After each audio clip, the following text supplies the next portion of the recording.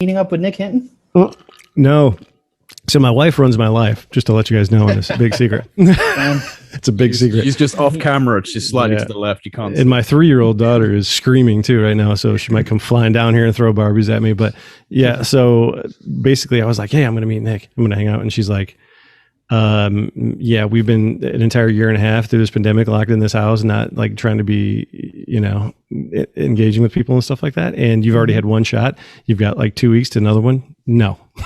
I'm going to show you something real quick, relevant to what I just saw on the camera. Yeah. Can you see this? Oh yeah. That's your grandpa's ring? Yep. From the 1970s, dude. Nice. Oh, it's my first time ever seeing it. That's super rad. Yeah. Of course he quit. Here, turn it. It's angled. Put it straight on.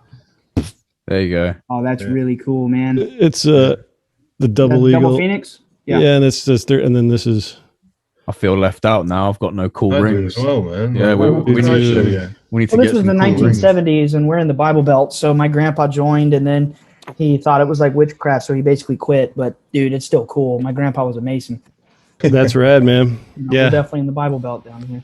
I had a guy who was really, really awesome dude, and he wanted to be a Mason, and he went through the first degree, and I like a petition, and he came in, and he was the coolest dude ever, and he went in, and he went through it, and he was so excited, and it was like, he's like, man, I'm so excited about this, but he was at the same time going to be a deacon in the Catholic Church. He was studying to do all that stuff, and he told the priest, and the priest was like, you got to pick one.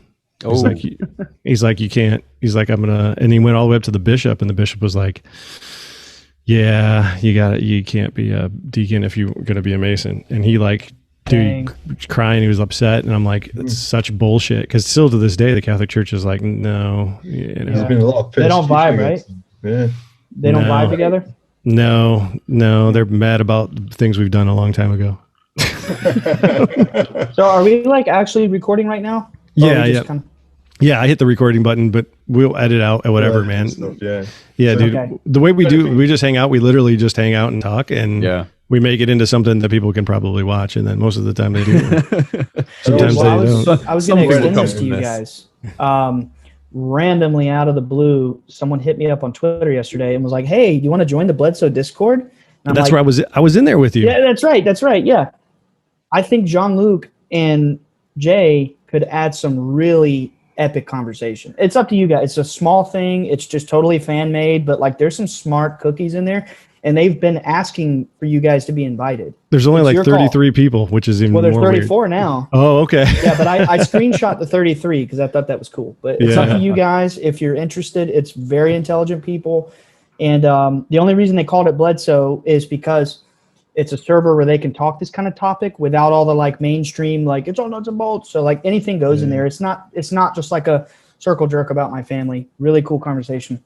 Yeah. Okay. Lots of memes, so I'll send you guys a link. But, I'd be happy to jump into that and see what's going on. Okay. Yeah, it's pretty rad. Me too, for sure. Ryan, if you read back, I was telling the guys a little bit ago, if you read back. I have not looked all day. I'm sorry. No, me either. But like yesterday before you got in, like the Alien Pickle guy, sent me the invite, and I was like, all right, I'll hang out and check it out. And then as soon as everybody saw me jump in, they're like, hey, you're going to be talking, because everybody saw our Twitter stuff going, like we're talking. They're like, ask Ryan this. And I'm like, yo, I'm not the ambassador to Ryan. Like, fuck, you guys can ask him this shit too. But literally, like the whole thing was like, ask Ryan about this. Ask Ryan about what language. I literally wrote it down because I was like, what language was the Book of Genesis in when they found it in the craft in Roswell? Like, how would I know that? What's your favorite kind of cheese? There you go. I don't know. I like some Havarti. Oh. But I do, on a serious note, want to thank you guys for really like working with me. I've really looked forward to this, but I run my own insurance business, so I'm very busy. Good for you. I really like you guys, so I'm glad that I would like to do this more. I promise I'm not like stiffing you guys. And my cousin just died 2 months ago. Oh yeah, dude. I'm so sorry about that, man. That messed some scheduling up. But I actually canceled an interview today just to make it work with you guys. Oh, nice. Thank you. Mazel tov. If that. Well, with the Pope or something. Is that a Pope?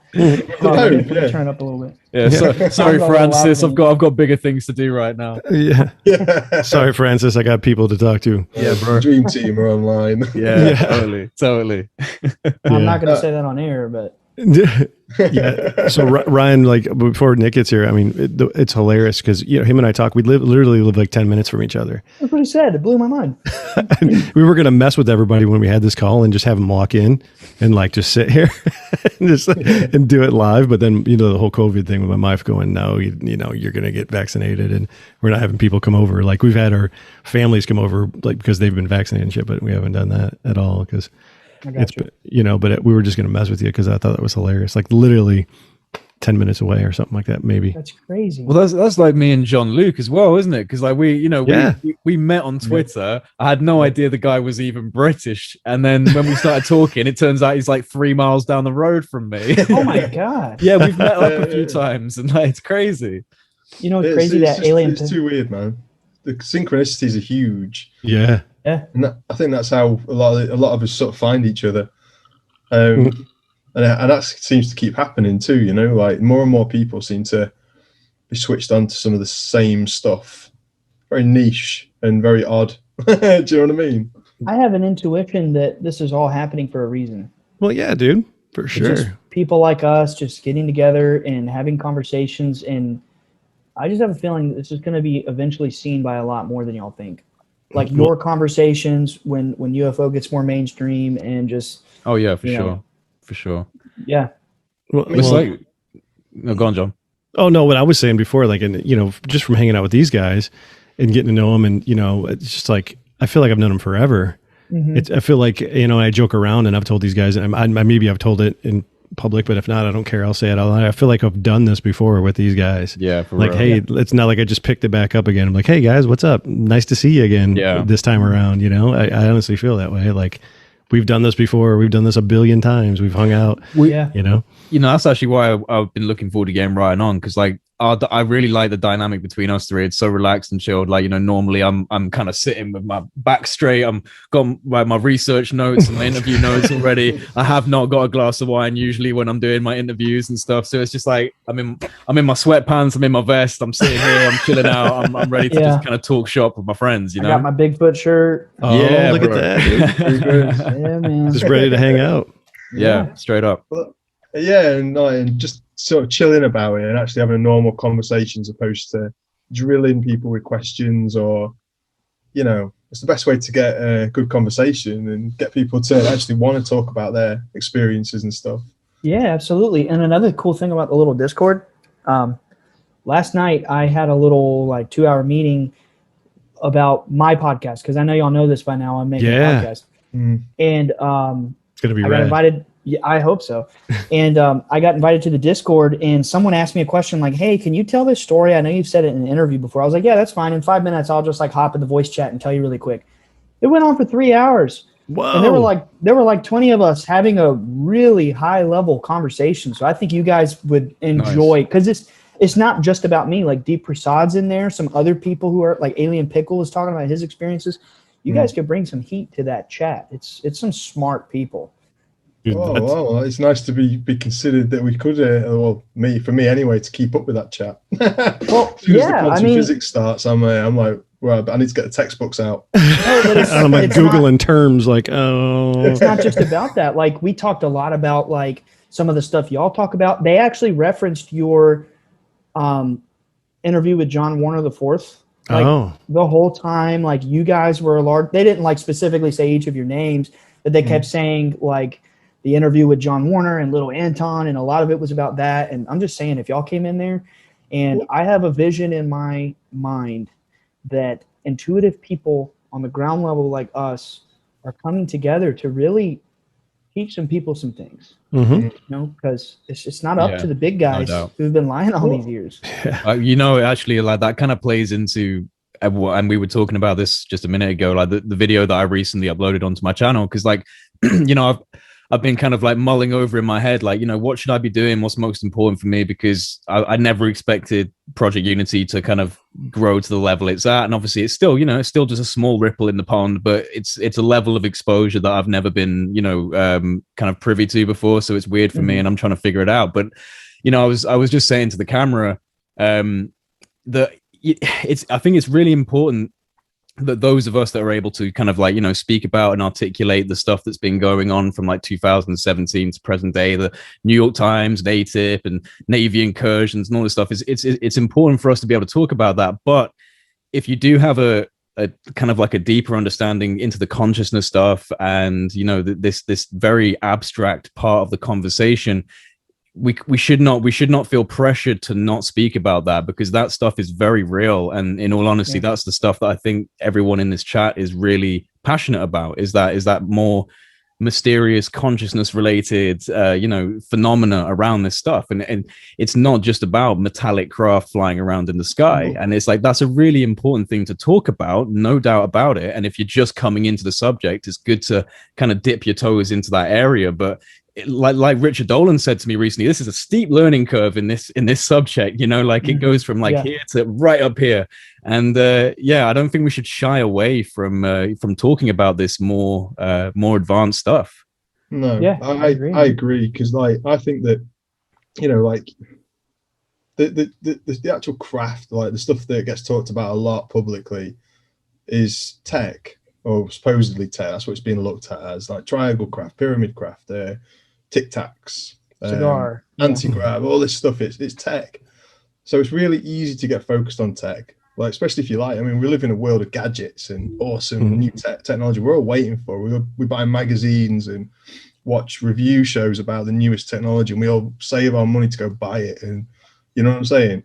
So people focus on technology really easily, but it's a really good way to distract people from, if you want disclosure of what the technology is, right? You're given technology, here it is, we've got it, we can utilize it. If that's the sort of disclosure that comes, how long does it take though for people to ask the right questions about where the tech came from, how long we had it, why, so there's disclosure and then there's disclosure, and real disclosure, people haven't got the stomach for it. Cool gadgets, they're all over it, man. It's like, baby, we conjured up this thing in the desert, and 4 iPhones fell out, and since then, but that's true. I mean, it is true. It's like, as much as I think all of us in this group can agree that the stuff that's happened since 2017 has been awesome, because it's given us a template to be able to explain to people, hey, look, the Pentagon's interested, the Navy's interested, and anyone who's never heard of this stuff before suddenly goes, oh, all right, well, okay, if the Department of Defense is saying this kind of stuff and blah blah blah. But when you look at what they're saying and you balance it against what we believe to be, the kind of deeper truth to this, it's like, my God, the projection rate for when that's going to be discussed officially, never, like 30, 200 years, 50, 200 years. Yeah, exactly. So it seems like it is up to people within this community who have a voice, who do understand that there's more to it, to be able to try and articulate that in a way that is at least in some way digestible for people. Do you know what I mean? Like, because there's a lot of crazy people in this subject, and there's no getting around that. But there's also a lot of crazy truths in this subject that people need to wrap their head around. Yep. And I think consciousness is a technology in a way. Like, I've met people involved with, this is not a secret anymore, but like Project Stargate, Stanford Research Institute, OSAP, with Bob Bigelow, and the things they can do, like remote viewing, what's the word? Like moving objects at a distance. I just can't remember the word right now. Telekinesis. Yeah. Like, they, with a straight face, told me that they really were able to do that kind of stuff. And they want us all to be focused on this electricity type, physical material tech. But there are technologies of consciousness that if we all learn this, this place would bust open into a utopia within a number of decades. So you're talking about like a psychic link to the one consciousness, basically. Like, it's a big mission to try and get that through to the population of the world, because without the spirituality behind it, people don't come together. Like, so the reason a lot of this stuff, like if you're only looking at the technology and the capabilities behind that, if you have to harness your spiritual energy, which I think that's probably what it is, chi, vril, you know, all this, whatever you want to call it. If you have to do that, there's so many people, probably including myself, that are so far away from that. I don't know. Maybe I'd like to think differently about myself and about some others that we know, but you're way closer than I am, dude. Yeah, I can tell you that. we're not close enough. Not close enough. Like, you know, if we are on a constant wheel trying to ascend, if that's how it is, constantly rebirth, lesson after lesson after lesson after lesson, we got a long way to go, man. Like, yeah, I was just most people just want to. Well, let's face it, right? In this country, they've just put a load of more money into keeping our nuclear deterrent. They call it a nuclear deterrent. I'm like, you know, in my heart, when I hear that, I just go, a nuclear deterrent for Great Britain? Like, we don't need one, all right? Like, the nuclear deterrent means if a nuclear bomb hits us, we've already fired one back. It's not going to stop the nuclear bomb hitting us. Exactly. Exactly. Like, we're all going to die, but we're going to fuck somebody up on the way. Them as well. Like, I'm not the only one who's going down. Yeah, you're all coming with me. Yeah, the world's coming with me. It's so selfish. It's crazy. Like, and my country vote for that. Like, they vote. Are you guys for hearing that ding? By the way, are you hearing that?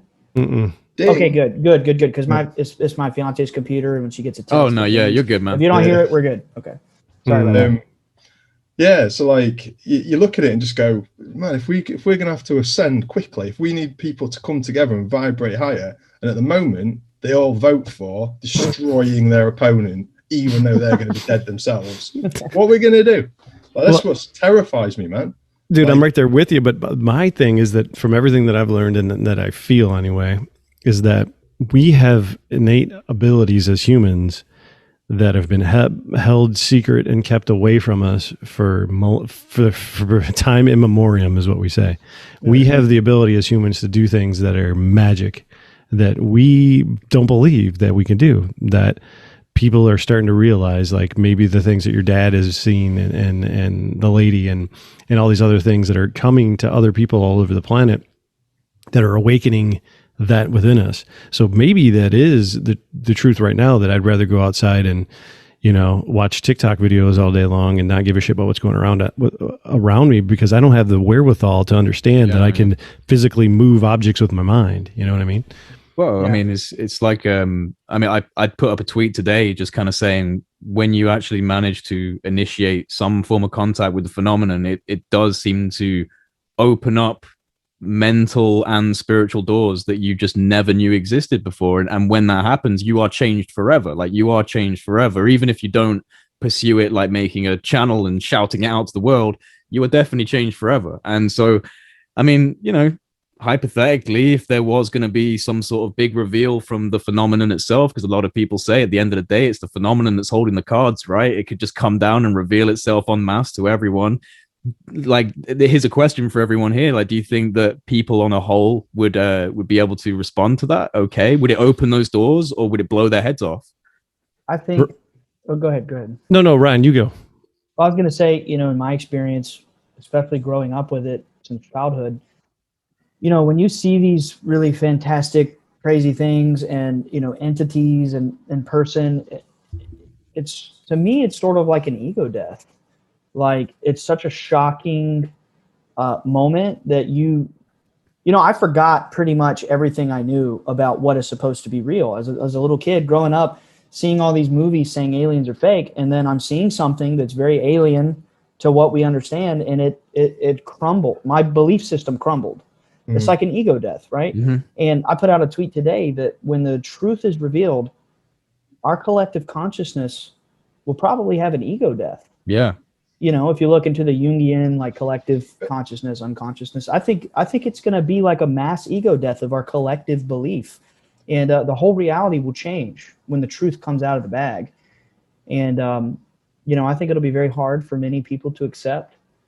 And so, just imagine that also, if they were lied to, and then they had this like crumbling of their belief systems. You know, that's why it's important, why these people need to tell the truth if they're going to go out and tell it. For you is like, because you know, Britain and America are pretty different in the way that sort of faith is laid out. I think it's not as varied in this country. Well, it probably is, but it's not openly as varied.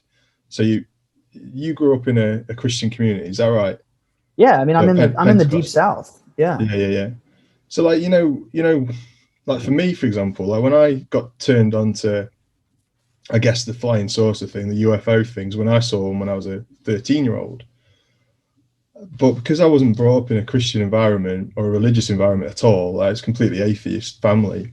It was really different. It was more kind of, it was wonder, and it was really science based, I suppose. And it kind of timed well with the advent of early 90s sci-fi, like the X-Files. Do you know what I'm saying? Yeah. So my the way I took things in was different to, I'm guessing, how you might take something in with a background culturally growing up in a religious background or a religious environment. So for many years, for me, if anyone said to me what I'd seen as a 13-year-old could be spirit or angelic or demonic or any of those things, I'd laugh at them. You know what I mean? I would. Now I wouldn't. Absolutely not, because I'm older and wiser, because my cultural bias isn't biased as much anymore. I can take it, I read more and I'm able to process it. And I'm guessing this is what happens to a lot of people. You get past the tech and you find spirituality. And that I think is the surprising destination for a lot of people that get into this.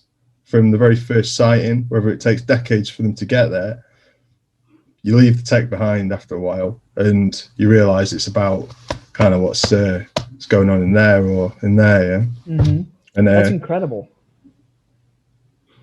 Which bit? All of it.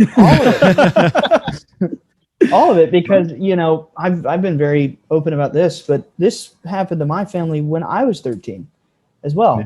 Oh, interesting. But the funny thing is, these beings come to my dad telling him they're angels and they're like the guardians of us and they created us and all this.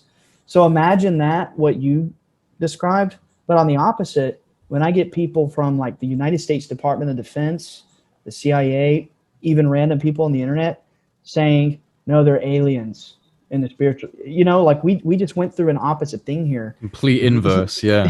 Yeah. But what you say is it's true a lot for a lot of the UFO community. I think some people are just hardcore materialists and they just go, it's a platform, it's an advanced platform, it's extraterrestrial.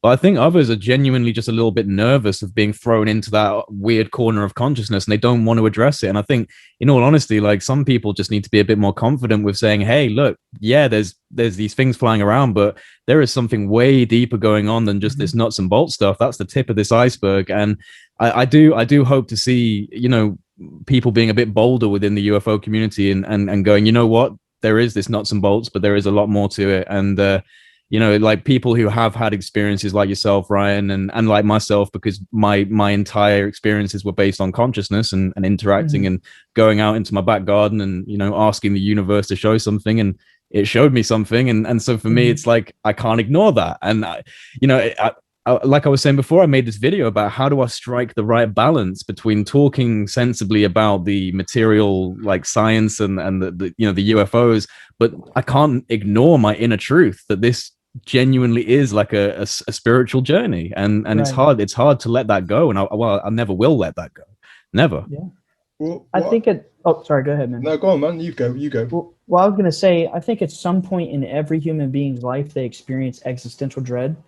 And a lot of people experience it for a long period of time, which is why they don't want to go into the consciousness thing. A lot of people, I think, feel more comfortable saying there is nothing out there because the scientists, or I should say scientism, priests in these white lab coats haven't proved it to me yet. So I'm comfortable just, not thinking outside of the box. But I think the thing that should really be explored in a very public way is how the Vatican has really stigmatized the idea of spirituality by slaughtering people for thousands of years and changing the texts around and like creating this huge financial system out of God. And, I'm on the idea that the story of Jesus was not like what we get from the Vatican, and that it was like this bad to the bone sage going around basically flying in the face of the elite priestly class, talking about consciousness. And what does he say? Love people. It's about love. So You know, I think a lot of people are so messed up from disinformation and misinformation from the last few thousand years that they don't know what the heck to believe. And they have this existential dread, you know, and then, by the way, we also have to like worship this man as a god, because that's what, you know, basically they made him like Mithra. So everybody's messed up. Nobody knows what to believe if we're going to be honest about it. I mean, the Christ story is like, you know, it's a positive story. I mean, very Christ is, you know, it's something that I can understand why people would give their lives to something as beautiful as that story. But, you know, the reality as well, and like you've just said, like, the fact is, if you actually have the guts to not just listen to the narrative and go and pick up a book, I mean, it's not even that hard, man. We've got the internet now. Like, if you spend enough 10 time minutes. looking at the correct sources, 10 minutes, 5 minutes. You can just take all of this stuff and just be like, it's been made up from all of these different faiths.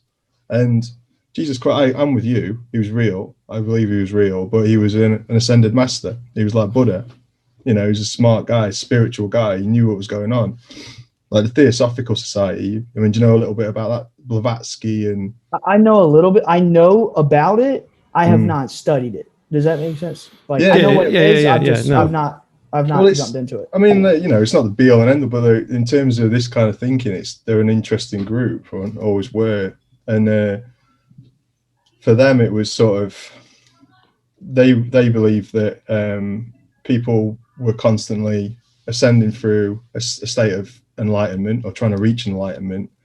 Like we were saying previously, you're constantly striving for that. So when you die, you come back, you keep going until you get to it. And once you become an ascended master, you come back as a Buddha or as a Christ or whoever it may be. And they believe Ashtar is another one, the alien Ashtar. They believe that who was it? The Count of Saint Germain. Saint Germain. Oh yeah, Saint Germain. I've heard about him. Saint Germain, yeah. So another ascended master, maybe. Strange characters that are apparently immortal. And Thoth and the Emerald Tablets and all the other stuff. Yeah. I remember reading a Gnostic text. Melchizedek. I remember reading a Gnostic text that the Gnostics were on the hill adjacent to where Christ was crucified, and they were laughing.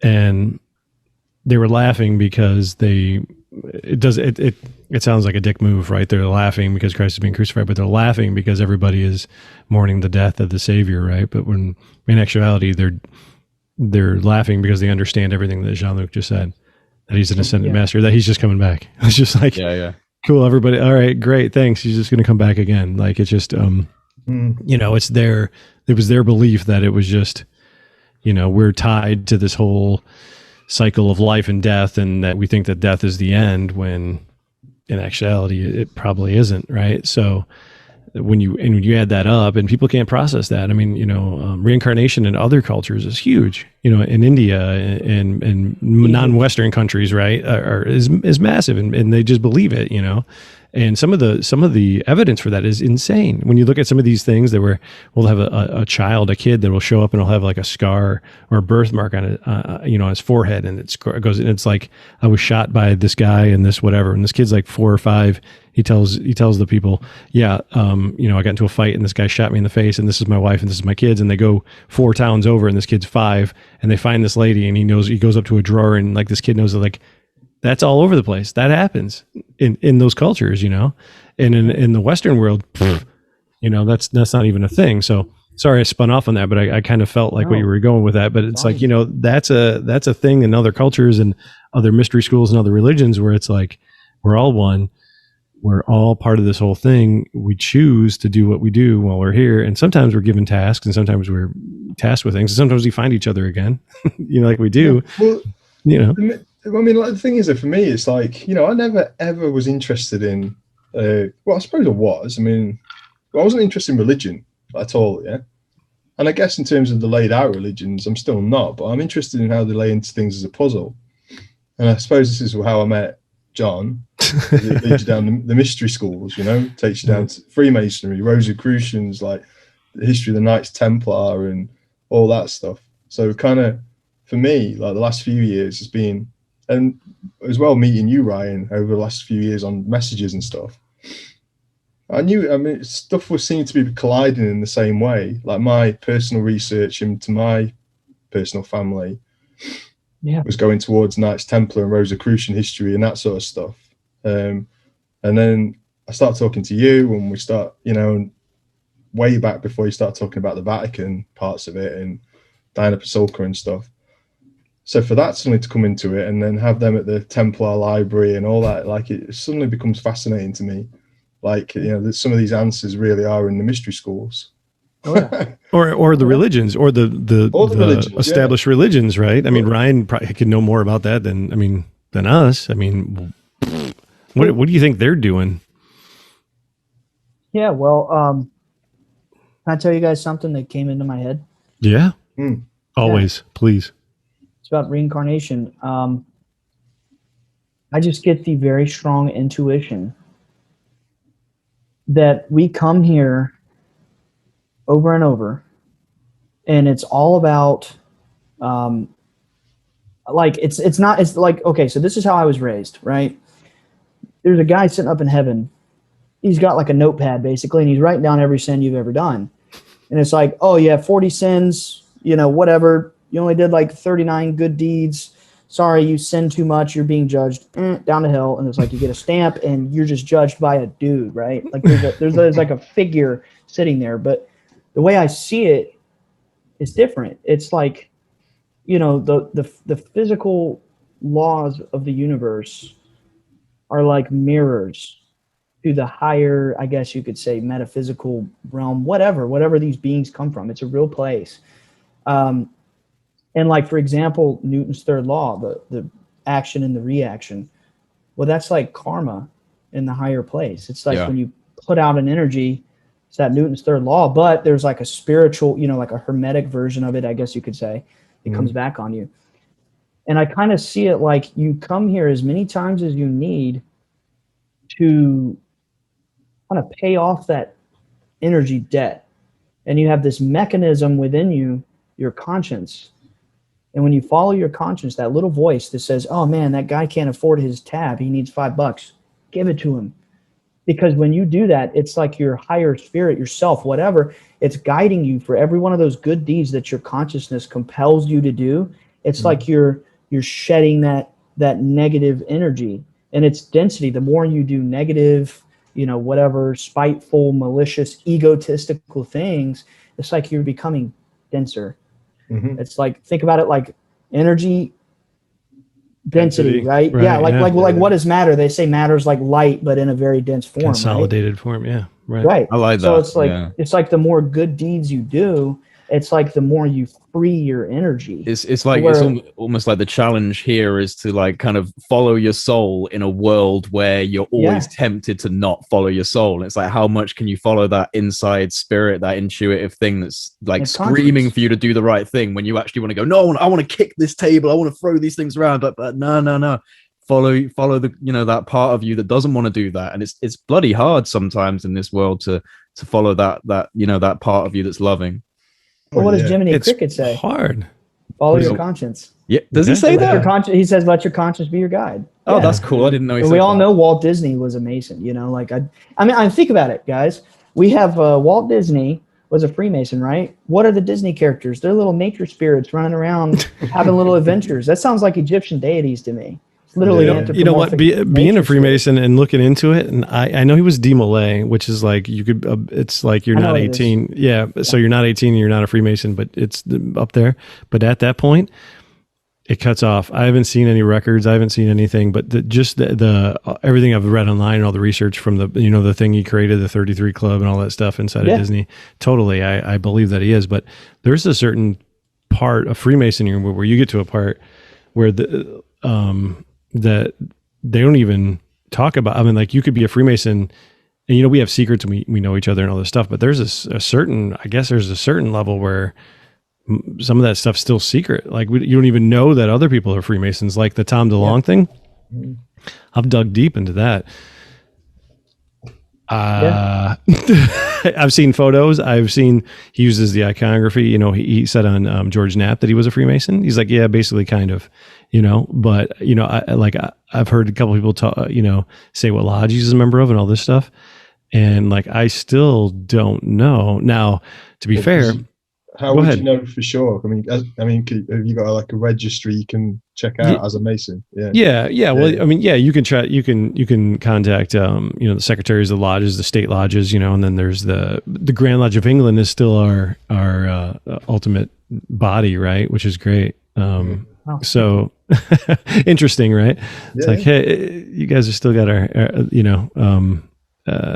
holding the keys, but so I've looked the New Atlantis. Yeah, just dangling them. But there's clandestine bodies. So I reached out to a lot of people that would know, and a lot of people that that would really know. And they said, and it's interesting to me, but there's clandestine bodies where they're not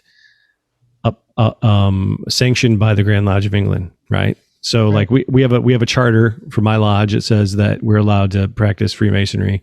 It's issued in 1822 or whatever, right? And every year we have to get an inspection by a governing body that says we're doing everything right. We're not just making shit up as we go. We're fulfilling all the laws and stuff. But there's other bodies out there that claim to be Freemasons, that claim to be Masonic bodies that have no sanction, that have no whatever. And basically it's like me going in this chat going, all you guys are Freemasons. Yeah. You know what I mean? Like, you know what I mean? So there's you guys are Freemasons. Exactly. Yeah. Santu. Real quick, I'll just message Nick, and he said that if we're still going in half an hour, he'll be able to hop in. So I'm pretty sure we'll be going in half an hour, right? Yeah. All right, cool. Yeah. I'll message him. I text him too. I'm like, you gonna make this but anyway, sorry, I went on a rant. But anyways, these guys could be part of that, or they could be sanctioned enough to where even the people that would know would be like, yeah, I don't know what you're talking about. You know what I'm saying? Right. So it's either or. For me, it's either or, that there's a clandestine body that's doing whatever the hell they're doing, or it could be people at the top going, we don't talk about that. You don't need to know about it. Yeah. Right. I'm just putting that out there. I mean, both make sense to me. I wouldn't say either one sounds crazy, but have you heard of the UR lodges, the UR lodges? Have you heard of them? I sent you something about that, John. I don't know if it's real or not. Apparently an Italian Freemason, Master Mason, Grandmaster, came out and blew the cover on these big lodges from the Italian point of view, and they were called the UR lodges, UR lodges, I think they're pronounced as. And one of the biggest ones, check this out, is called the Hathor Lodge. Oh. And like when you sort of start reading into the stuff behind that, it's I guess it's kind of like Bilderberg type, like the senior guys, like big presidents, and it's all speculation. Right. But this guy in Italy apparently created a big stink. And you should have a look at when you get some time. I'll send you some links. Oh yeah, I think you sent that to me, where the police were involved and all this other stuff, and there was something going on, and somebody actually testified about it. The reason that I found it interesting was just the link to Hathor, because I know that relates to your story, Ryan, and but that was cool. And also, like, kind of when you start looking into that and the supposed members, they're some of the better people. It seems like it might be all right, Yeah. Well, you guys don't know this, but I used to study under a Rosicrucian.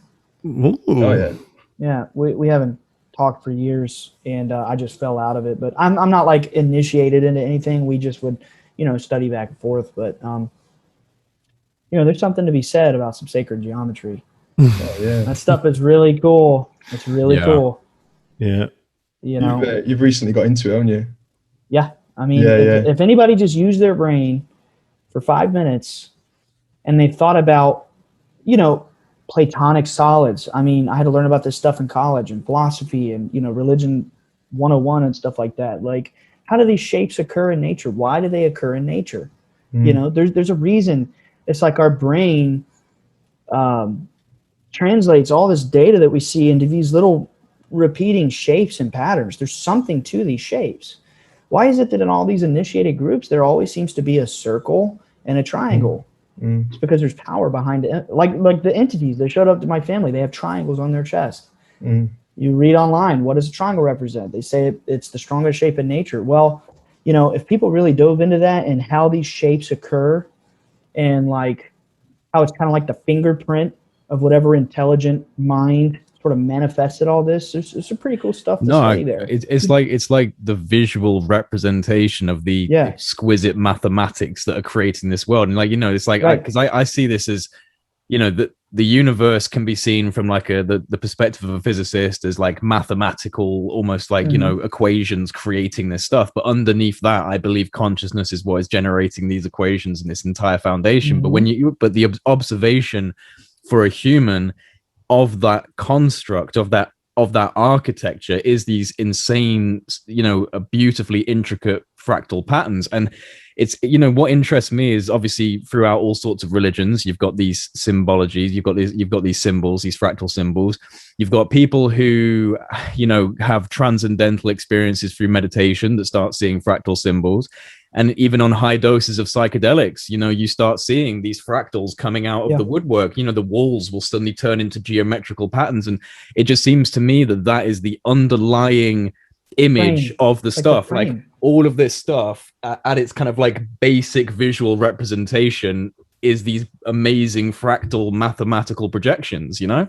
Yep. 100%. And, you know, I'm not going to ramble on about that stuff, but I'm just saying for anybody out there, you know, look into some sacred geometry.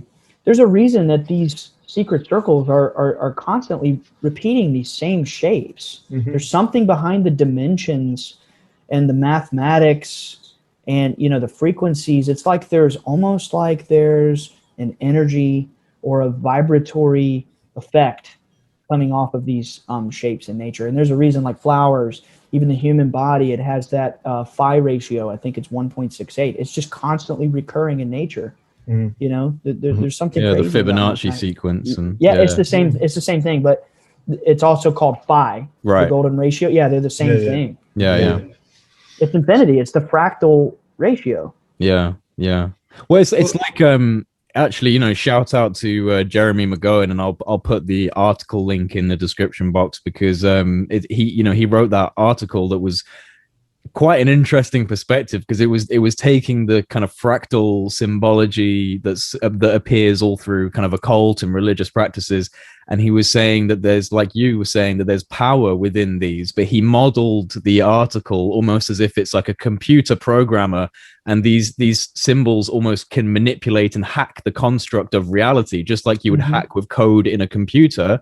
These fractal symbols, when you put intention behind them and when you put power behind them, they almost act as ways to, you know, to hack the universal software program. And I thought that was a really interesting way of looking at it, you know? Yeah. Have you heard of the oh, sorry, go ahead. Yeah, no, go on, man. You go on. I'm gonna say, have you guys heard of the Vesica Piscis? I haven't. It's like this shape, and you feel free to Google this. It's a crazy cool area of research, and it looks like a Venn diagram, like these overlapping circles. The Vesica Piscis has the it's where the Pisces fish comes from, but it's not spelled like Pisces. It's spelled like Piscis. So the Rosicrucian that I used to study under is the one who created the Vesica Institute. And I started learning about this from him. But anyway, so the dimensions of the Pisces fish are found within the Vesica Piscis. The dimensions are 153. It's a fish, right? The symbol, the fish, comes from the Vesica Piscis. And Jesus caught 153 fish in the Bible. Oh, did he? This is very intentional coding in these texts. They're incorporating sacred geometry, numerology, astrology, astronomy, all the liberal arts and sciences. In the Masonry, there's seven liberal arts and sciences that we study that are a part of all that, and a lot of it has to do with nature and the things around us and symbols. But the symbols are the things that we see every day. When it does do things to you. Symbols do things to you every day that you don't realize that they have an effect on you on a subconscious level. And like, for example, in America, I'm not sure about your guys' stop signs in England. Sorry. But you know, the shape of it, it's an octagon. It's a red octagon. If you see that, you stop. Yeah. Right.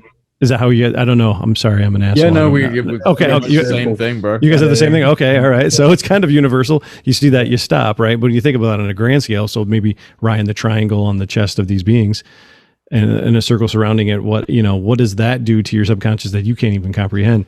So going through my studies, it's like we do rituals that involve shapes and different things that I'm trying not to say a bunch of stuff. I'm sorry. But I'm just kidding. yeah. But so yeah, that I feel that happens, and I also feel that could be used for any of the positive or negative aspects of this whole entire thing. Yeah. Like, I don't know, Ryan, if you don't want to talk about this, we don't have to, but you got sent a document that you shared with us, and I got it, but I got into it as well. And from a different perspective, if you don't want to talk about it, we don't have to talk about it, but we can also cut out anything you want to cut out. Text me the document right now, and I'll say yay or nay. Oh shit. I'd have to dig for it. Well, it was the one that I sent through a bunch of tools to make sure it wasn't somebody trying to hack. Oh yeah, no. Yeah. Okay. I thought you were talking about. Okay, all right. Now I want to know what the other one was. Yeah, I want to know what the other one was too. I'll just briefly overlay that one. I had Tom DeLonge ran around talking about a document, and I know the same people Tom DeLonge knows. Of course, I'm not like in a business sense involved with these people. Right. And he was talking about the document in an interview, so I was like, oh, cool. I guess I can talk about it too. And I posted a photo of the title, but I didn't actually transmit the document. 100%. I got an email from To the Stars Academy saying, like, thank God you took that document down. Please don't share it again. Ooh. No harm, no foul. Like, no big deal. You didn't actually share the document, but just please, I was like, okay, To the Stars is reading my Twitter. Yeah, you better bet your bottom dollar they are, mate. Definitely. Yeah. It's not that document. Does it make you paranoid knowing that? Not TTSA, but people like connected to all this are reading your Twitter But you've been dealing with this since you were a kid, though, so probably not, right? Since I was, basically 14. Happened when I was 13. My dad waited almost a year, then he reported it. So 14, the government started coming. And That's one crazy. thing I've noticed since I was basically 15 is when Hal Povenmire walked in the door, and the Department of Defense people were in our lives ever since.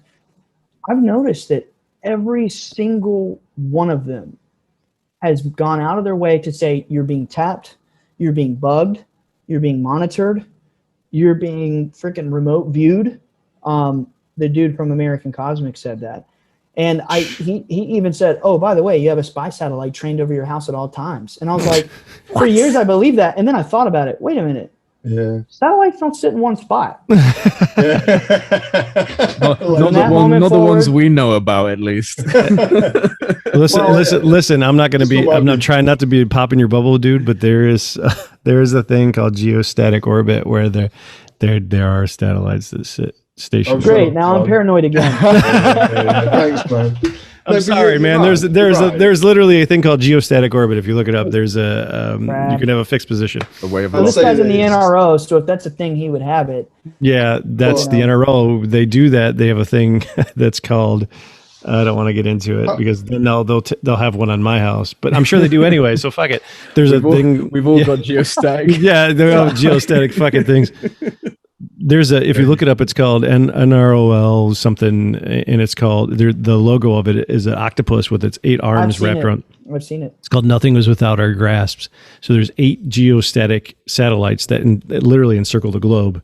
I have 10 fingers, so. But anyway, so yeah, it's like this, and so the world is spinning, and this shit is going on, and they're not moving. So they literally have constant. Oh, how fun! Sorry, I'm sorry, man. I just have to tell you these things because I feel like I need to. That aside, right? Let's think about this, right? You at the time were a teenager. How old were you when people were telling you this? 15, right? Oh, it started at 15. Yeah, All right, so you're 15 years old, right? And then you got what? 40-year-olds, 50-year-olds, 60-year-olds telling you that your house is bugged, that they're going to get you, there's satellites hovering above your house. What kind of motherfuckers do that, yeah? With all due respect, like, they're psychologically fucked to say that to a 15-year-old. It's child abuse, man. No shit. Like, why would they even want to do it? I'm not saying that. They're probably doing it they're probably doing it in a way to be like, hey, man, look, we just wanted to help you. Yeah, but it's like, a 15-year-old, right? Like, that's going to affect your psyche for the rest of your life, yeah? Dude, when I was on dates with my fiance, when we first started dating, I would get calls from NASA. Hey, I need you to report that encounter that you and your family had last week on 4th of July. And I'm like, oh my God, I'm on a date with a girl. Can I call you tomorrow? Like, you Seriously? know, That's crazy. Did you ever just tell Ryan? Did you ever tell him like, fuck you, man? Like I got shit to do. No. You know what I mean? Just at some point, like I'm trying to get laid. Life. Yeah, like I'm trying to get laid. Fuck you. You know what I mean? Like you guys can see me. You know what I'm doing. My shirt is off right now. Like, you know what? Well, 9 out of 10 of these individuals are very like nice. Yeah. I guess you could say. So I guess it's not good manners to not be nice back. I know, but if I'm trying to get laid and you're trying to tell me about a report that I'm trying to make that you assholes already know about because you got a satellite over my house, what the fuck do you want from me? Unless you are putting money in my bank account for this. Exactly. Man. Exactly. Yeah. Like, it's kind of like, I don't know, man. Like, fair enough. Tell like a grown man who might have actually got the plans for an alien craft, or they've got this thing and we know that there's going to be some serious shit that's going to happen. But to say it's a 15-year-old, like, it's a dick move. Like, why? I mean, my sister was like 11, man.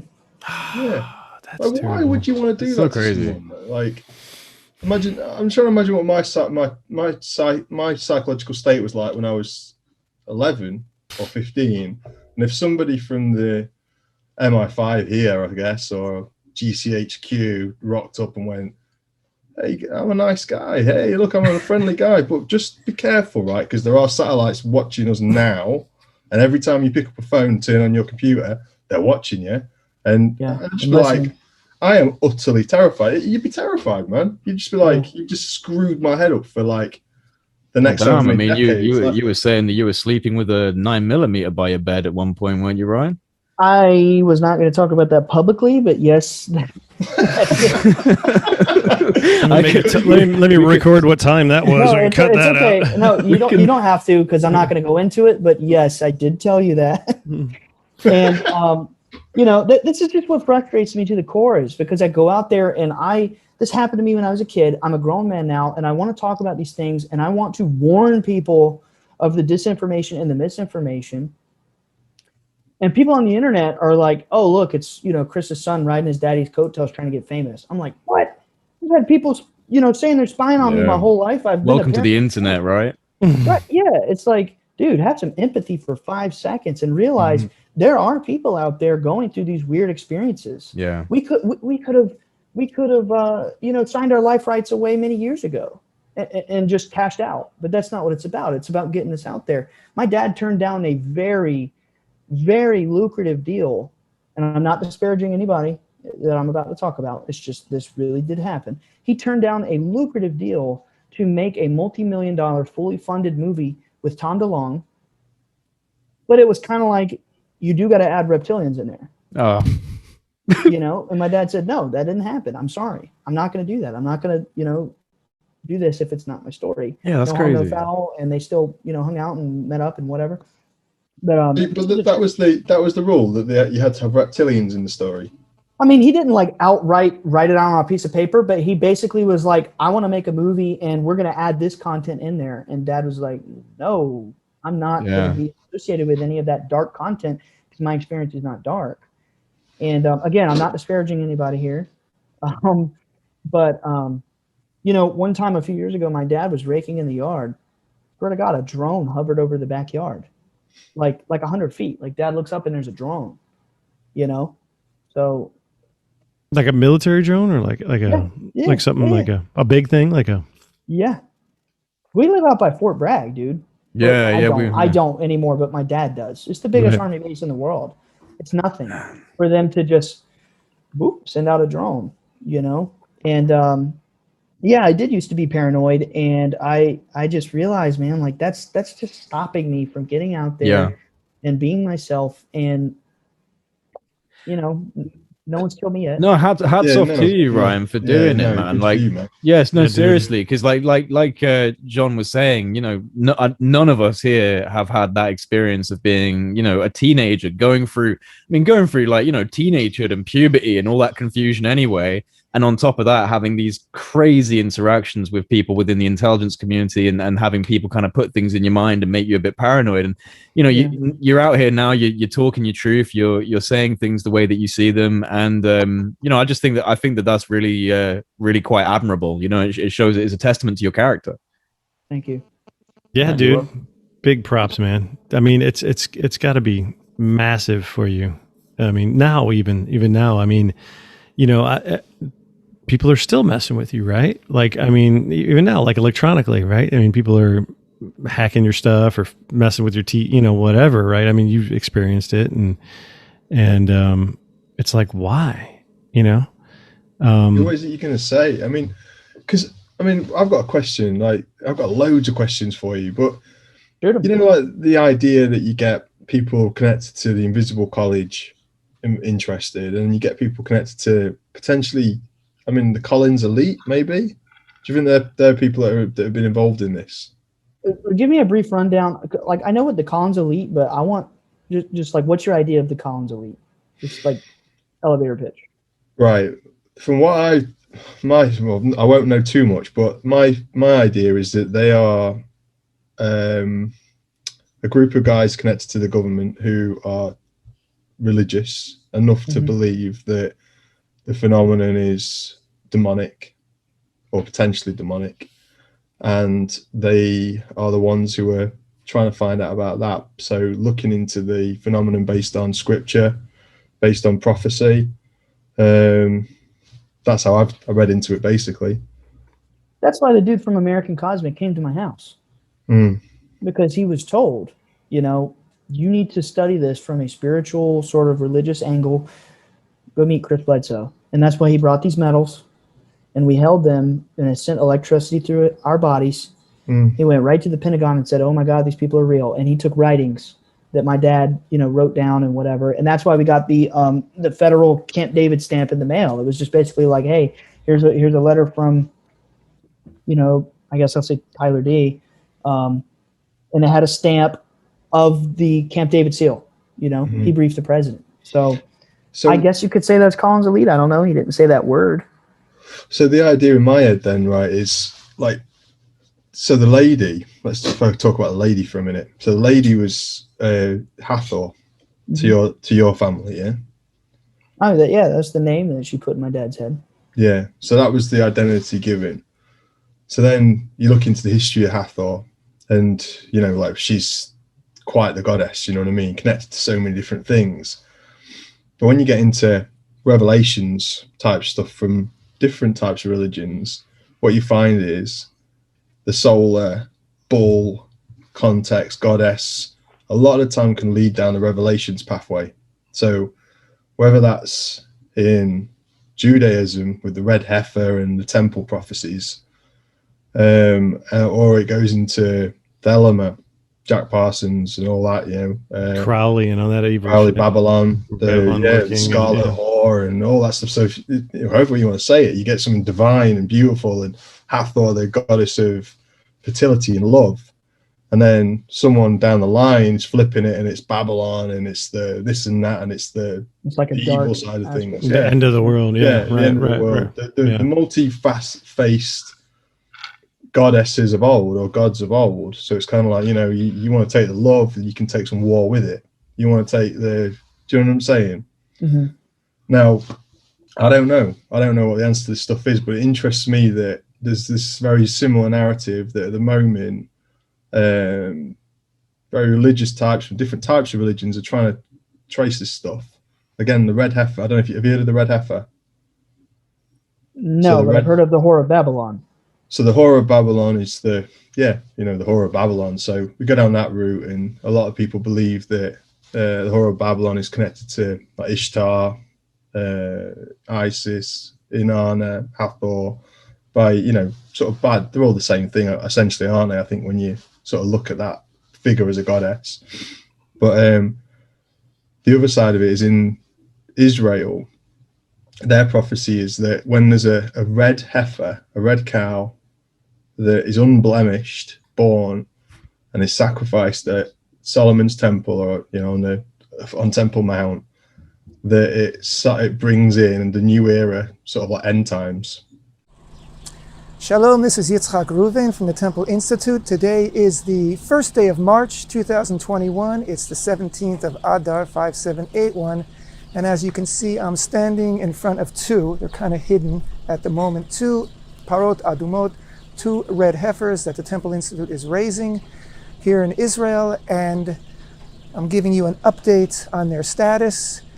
The last update was about 7 or 8 months ago. And at the time we had two red heifers who were getting very close to the age where they could be converted into the ashes of the red heifer, but they had some white hairs which we hoped would go away. They didn't, so they are not kosher. Here are other parot, other heifers that are also approaching the right age, and they are 99.9% red, but each one does have a few hairs that aren't red, which makes them pasul, which makes them not kosher in terms of being a red heifer. So again, as we explained last time we spoke, there is a chance that those white hairs could turn into red hairs, and so we just have to wait and see. So we're no closer than we were half a year ago when we last checked up on the cows, but it takes patience, and we have lots of patience. We've been waiting 2,000 years. We'll wait a little bit longer till we get a perfectly red heifer, so that we can proceed with preparing the ashes and arriving at a situation where we can actually achieve purity, tahara, purity of the highest level, the level that's needed in order to do the service in the Holy Temple and for the pilgrims to actually arrive and bring their offerings. We're coming very close to Passover, and of course on Passover, everyone in Israel is intended to bring a lamb for the Passover offering and to actually come with the lamb into the temple courtyards, and for that we need the red heifer in order to achieve the temple purity that is necessary. Like revelations, this is how I'm not an expert, but this is happening now. So you've got people from the Pentagon or NASA and the Collins elite, if they're a genuine thing, go into places worried about families seeing goddesses connected with bulls. Yeah. And then the people that are getting involved are, let's face it, most of them are connected to some sort of secret societies and Freemasonry, and you go down that route, it gets interesting, man. Like, and I'm not just saying from their point of view. You go to the other side of the world, you've got the Israelis, the Jews over there doing the same sort of thing. So there's something going on in terms of prophecy, and I'm not a fan of prophecy usually, but it is interesting that how similar these things are, man. Well, the other part of that too is here in America, we have Native Americans who have the story of the white buffalo calf woman. Oh yeah, that's the same exact thing. It's the white buffalo was born. The white buffalo calf woman came out of nowhere. It's a white lady, shows up and gives all these prophecies and shows them how to communicate with God and all these things. Then when a white buffalo was born, it would signify the end times. Well, there's a white buffalo that's been born in the Lakota. And I don't know how old it is, but it's getting older. And was supposedly when that buffalo dies, that's the start of the end of the prophecy. So the thing that tripped me up, and when I started digging deep, and I got, Jean-Luc, when you and I started talking, it was when, when Ryan, you first came out with one of your very first videos, was that I saw that To the Stars did a press release that they're going to do a 6-part series with the Lakota people about the white buffalo calf woman. And it was like a press release, like, we're going to do this, we're going to train everybody up there on how to work cameras and do, we're going to give them jobs and all this stuff, but we want to tell the story. And they didn't tell the story. So then I was like, so then I went researching, and I'm like, it's the same story as Hathor, as Isis and all this stuff. It's just the Native American version of it. And then I started finding out that there's a Native American version of Freemasonry that existed before Freemasonry existed. Right. So when this is somewhere the Scott Walter stuff comes in, that when the Templars came over to America before Christopher Columbus and all that stuff that happened, that they met the Native Americans and they were Masons, but they had the same rituals and ceremonies and stuff as the Freemasons did from Europe. And they were like, how the hell is this even possible? Nobody's ever been here. And from all accounts, the Native Americans said nobody had been there, but they had the same rituals and degrees and belief systems and degrees. They had 3 degrees as Freemasons did, and they became brothers right then and there. Like, cool, we're together. And all of the lady thing circles around all of that back up. So, well, that's the Kensington runestone stuff, isn't it? The fact that the Templars made it over there hundreds of years before Columbus and made friends with the Native Americans. Yeah. It's a cool story. And I know that in 1316 when Pius VI and I think it's Pope Clement, I probably got that all backwards, but anyways, at dawn that day, that's the reason, it was Friday the 13th. I think it was 1316, and I always mix that up. 1307? Might have been, yeah, you're right, Ryan. Look at that. He knows better. October, Friday the 13th. Yep, Friday the 13th, 1307, that everybody at dawn, all the Freemasons were rounded up and tried for heresy and burned at the stake for the crown. And it was the Pope and the King of France, and it was like basically a land money grab. Yep. But a lot of Freemasons got tipped off beforehand by people that were, didn't want to see that happen. And there was a bunch of boats that sailed to America. Mm. I don't know if I've said that out loud. Hopefully the Freemasons don't come and burn me at the fucking stake for saying that. I think you'd be all right with that one. All right. Yeah. I mean, that's just conjecture, man. Yeah, so that happened, and maybe they brought some things with them. But anyways, they met some Native Americans who had the same belief system that couldn't have had that happen technically, right? But this goes down the whole kind of, my favorite Carl Jung topic of the archetypes. And, there was a Carl Jung patient in 1930 something who saw the solar goddess, Hathor, essentially. It's in one of his books, literally saw her. And he then became quite obsessed by that. By that actual patient. Jenna online, I don't know if you know Jenna. She's brilliant. She did a piece on this. Yeah, Jenna's awesome. Yeah, she's super smart. Yeah, Jenna, big respect. But you should check that out because she links that straight back to Carl Jung. The idea that the solar goddess is part of us, is our base, almost like our base programming. It's like you close your eyes and you try and commune. At some point, she might appear to you. Yeah. So that idea, Jung picked it up, and then when you sort of follow it through history all the way back.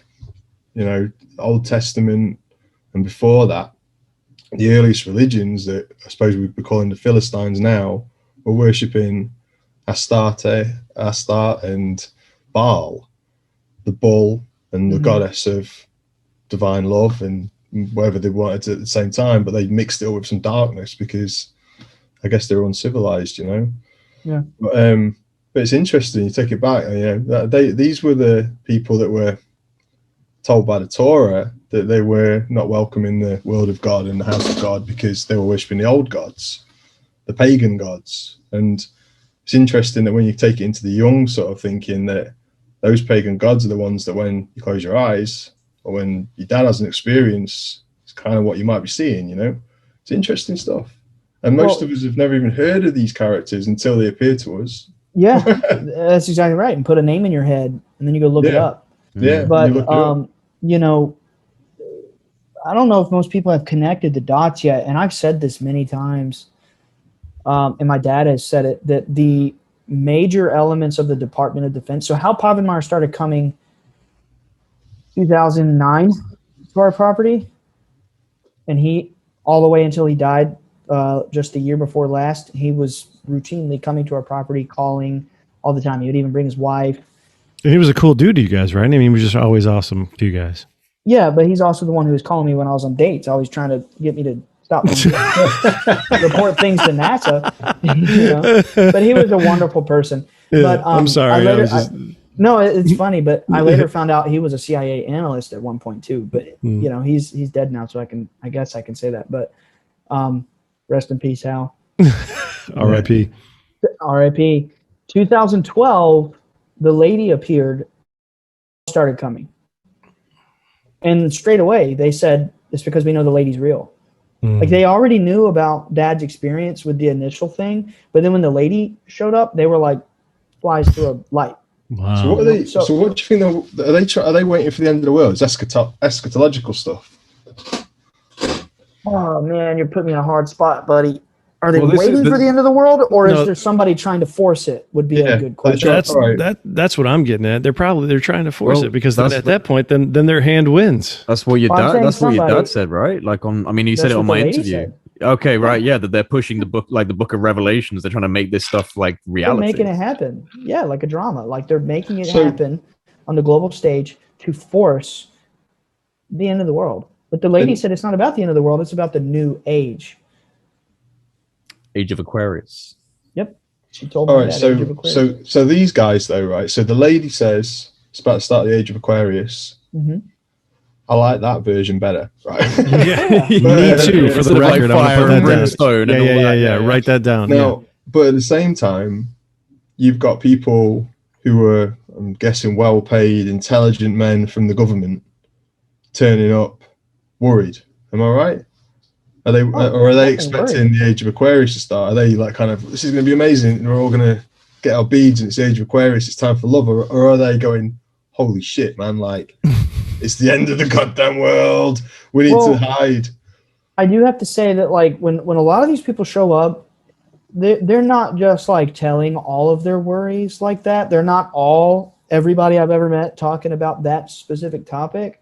But they're all very pressed to find out what the lady is saying, so one can connect the dots. And we did meet one group who I have not named. People can speculate, but I haven't named them. So whatever, who were very obsessed with the end of the world. Mm-hmm. It's not like the literal end of the world, like the literal end of the world. They're obsessed with it. Scientology, Mormons, Blink twice. No. I'm Lutherans. I'm just trying to name them all until you say yes. I'm sorry, Ryan. I'm sorry. I'm just fucking. Well, you got me with the Scientology, but my dad has met some people. And it's not like he met with Scientology. No. Yeah. He brushed with some people who are into Scientology, but it's people who came and said, I am on your property on behalf of so and so in the CIA. Yeah. So it's just weird to me that there are those who show up and they're so kind and they're so pleasant and they're so take us out to dinner. And I got flown out to a bar mitzvah in New York City and partied, and literally, I have a photo, I'll show you. I literally held hands with the director of the CIA, and then in my other hand is a CIA contract killer, and we're dancing, doing the little jig, and it's like, yeah. And then from the same house, and when I say house, I mean the United States CIA. From the same house, someone comes to our property and then says, we'll put a bullet in your head if you don't tell the story right. Well, I haven't said. Sorry. Are they the same? Right. So the same people that made you feel loved and your friends and your partying. They're still trying to fuck you. They're still saying that. I'm not saying that. Or is I'm it, not saying that. like, I mean, people have said before, even Lou Elizondo and other people have said that, that the US government and its intelligence communities are not a singular entity. So even within the CIA, there could be alliances and guilds and, I really hope that's true. Yeah. Because my life is interacting. Right. With what my literal life is interacting with and it would be creepy to know that they're actually all on the same team when they're giving you mixed messages. I gotta believe they're not, man. I mean, people are. I mean, when it comes to the end of the day, we're all humans. I mean, if you think about it, there's you work with a bunch of people all day long, and you have a mission. You do these things, but like this guy likes to go bowling, and this guy builds model trains, and maybe this guy likes to go worship Hathor in the woods. I mean, like, or somebody's like super weird religious, waiting for the end of the world, and they've like been initiated into some end of the world cult, and that's what they do. And on The Secret, that's what they do in their little clique, and all these guys get together and do all this shit. And, because they're in a position of power, then they can fuck with people. Maybe that's what it is, and I'd like to think that's what it is, because when it comes to the end of the day, and so I'm sure the CIA isn't going, you go be the good guy and you go be the bad guy, and then all the shit's going on. I mean, maybe, but fuck, maybe. I don't know. But I hope not. Right? I want to make it very clear that I am not saying that. No. This is just a bunch of people. I'm saying it, not you. And I am here just telling the story of my life. Yeah, no, and we appreciate it, dude. And we honestly appreciate it. Yeah. Ryan, if you need to cut anything, dude, this is not live. Yeah, dude. Don't what? worry, right? If this isn't live, we can cut whatever the fuck we live, want. so yeah, like anything you want to edit out. We Don't can worry, all right? Like, and No, wait, one thing as well is anything that you do say, if you're worried about it, like, and we don't broadcast it, we won't say anything. Yeah. I promise you. But you're being sensible. You know, we're just three people that haven't had these experiences, so we're just speculating out loud. And you're obviously you've been in this situation, so you're saying what you need to say. And I don't think that you've said anything that would be a problem right now. No, you haven't. No, you haven't. Can I ask you actually, because I'm rewinding back on the whole Revelations and end of the world thing, you posited it as if the lady was talking about this shift into the age of Aquarius, and like from the interview I did with your dad and from some other interviews I've heard, he, at least from what I remember, it seemed like he was concerned about the message he was given, and that it was more about some sort of, a group of people trying to artificially reenact Revelations and create an end of the world scenario. But he didn't really say it. He didn't really position it in a transition into a new age. It seemed like he was more concerned about it. So can you clarify a little bit on that? Yes. The age of Aquarius is on its way. Now, what I think that means is our consciousness collectively is going to change. There's new realities that will be opened up to us. And I don't mean like we'll open our eyes and there's Martians flying around. I'm just saying knowledge, things like that. Now, what the lady told my father is that there is a dark group in power. That's what she said. People can think what they want, who that is or what that is. I don't know. It's a dark group in power. And they are trying to force a cataclysmic end of the world by scripting out the book of Revelations on a global stage.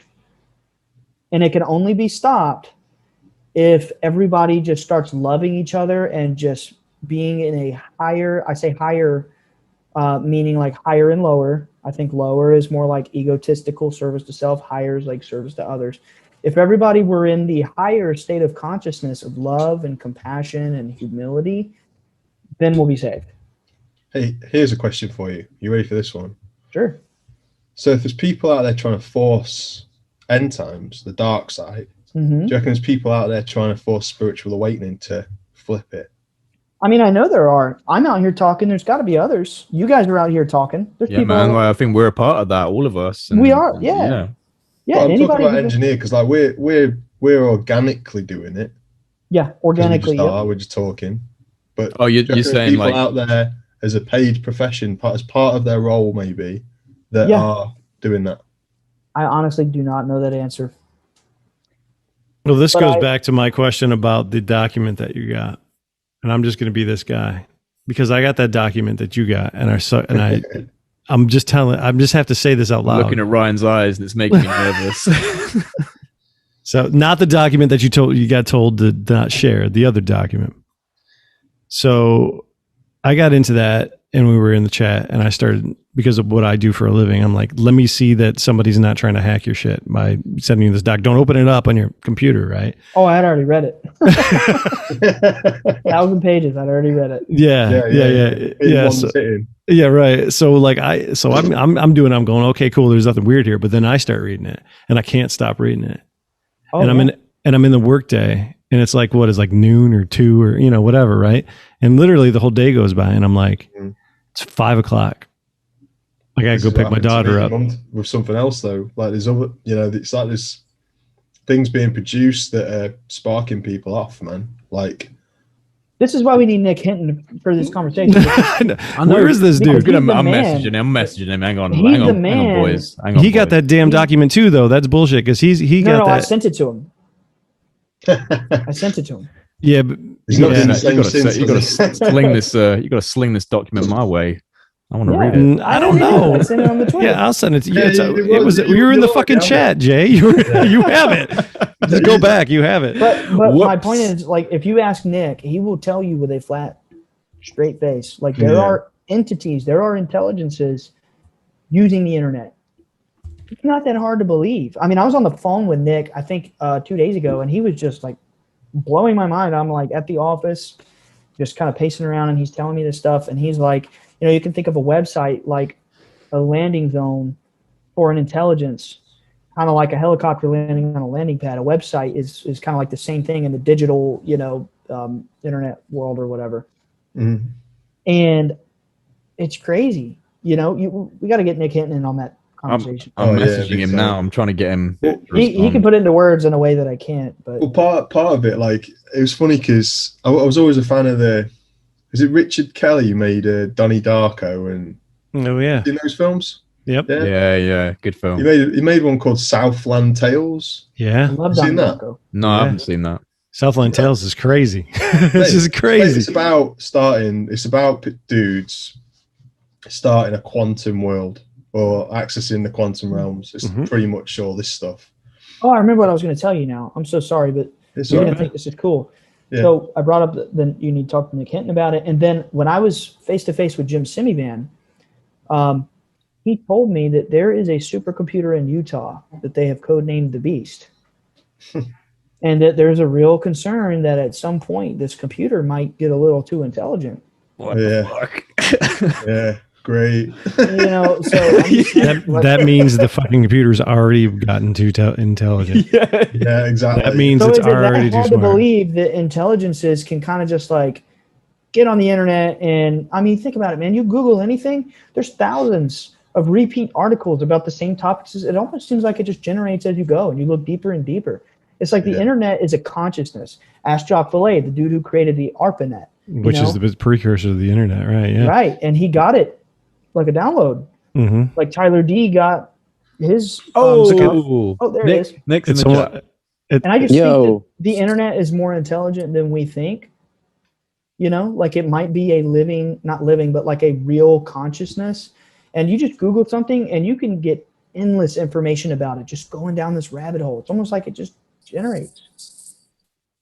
Thank God you're here, Nick. Yeah, thank God. Yeah, we were literally we were just talking about you and saying we need Nick in this chat right now. Yeah. And then what's up, guys? What's going on, dude? What's up, man? Nothing much. You got any video, or are you just going to be the audio guy? I'm just going to be on audio because I'm sitting on my phone outside. Oh, that's Gotcha. cool. You could just go over to my house. You fucking hang out. We're talking about AI, man. Oh hell yeah! But yeah, dude, I could totally be at John's house right now. We live down the road from each other. We didn't even know that. It's super weird. I know. It's so crazy. This is where we see you peeping around the corner without him noticing, or coming out of his fridge. Behind the fridge. Fucking open that thing up one day, and Nick Hinton walks out.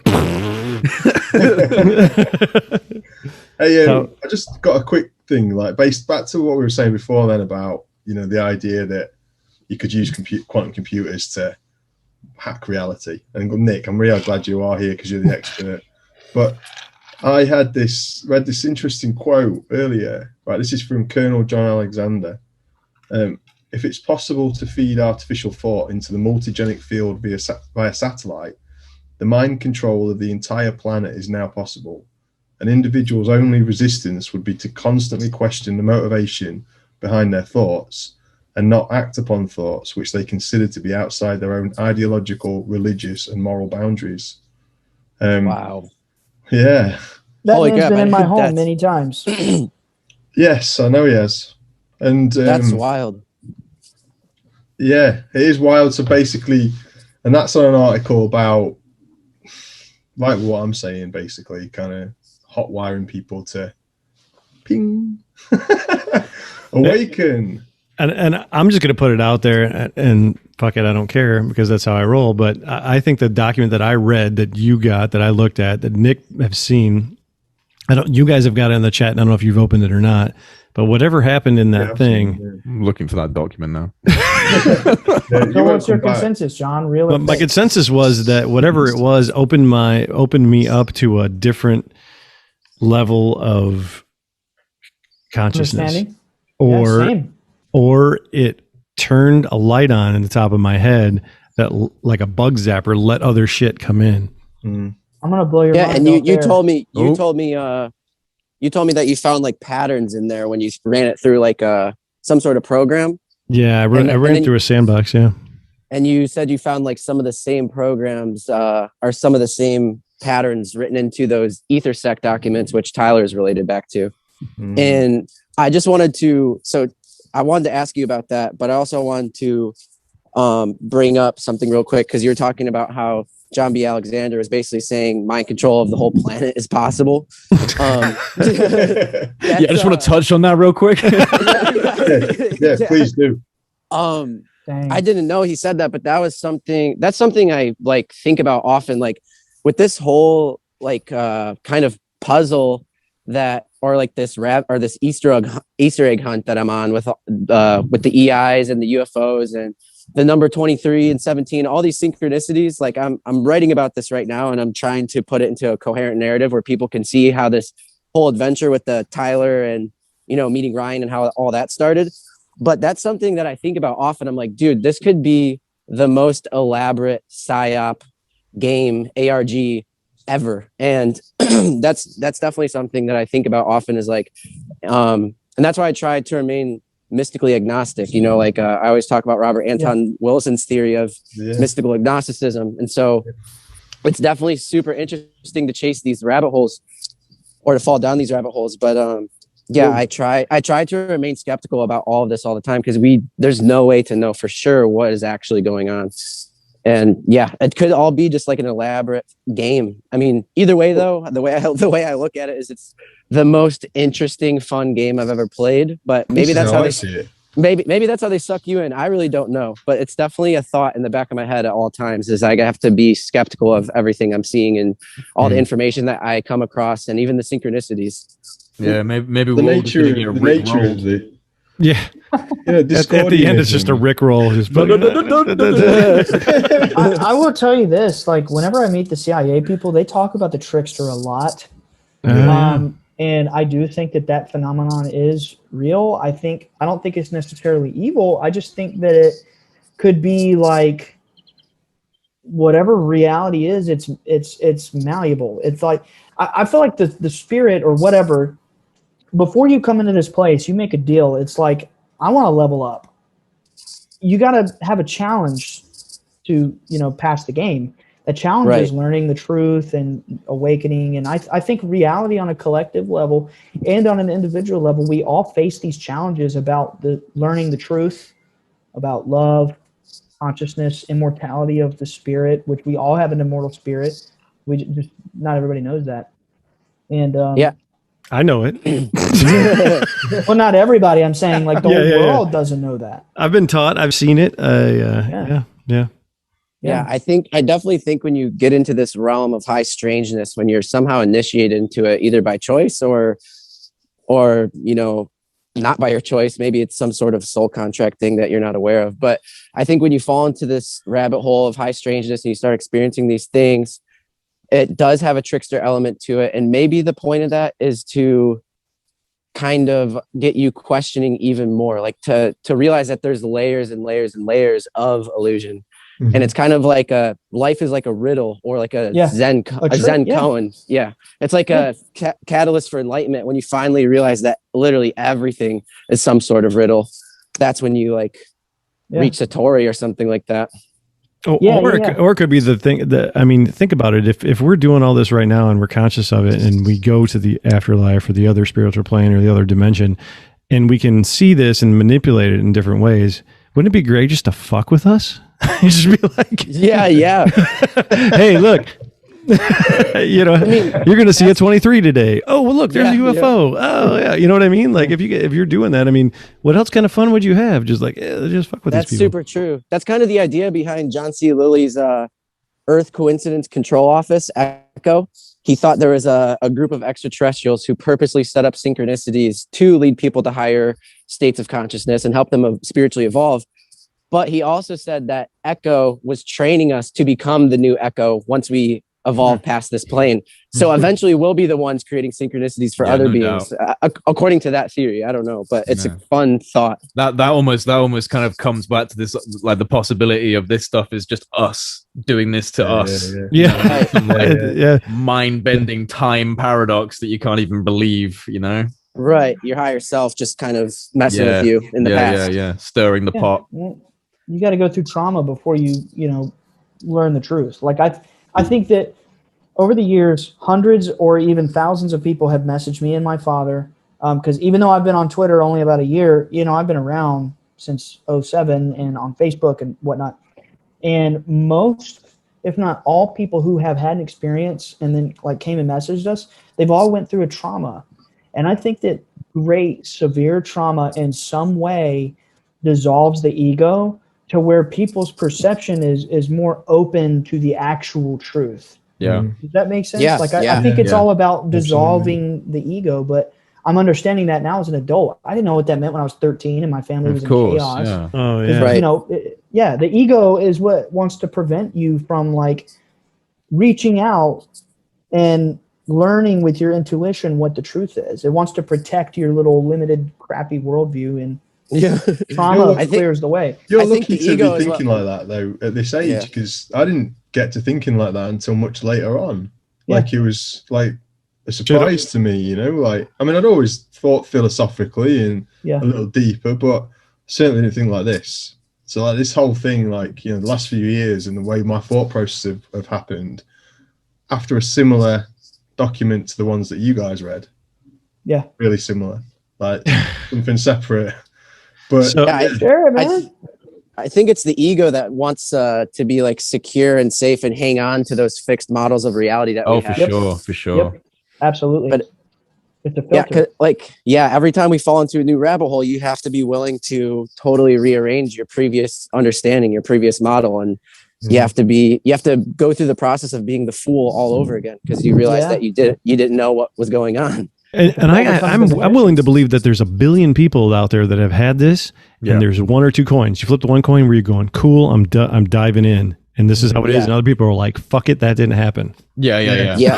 Or there's the other one. There's the other one where they admit it happens and then they just become psychotics. I mean, that does happen.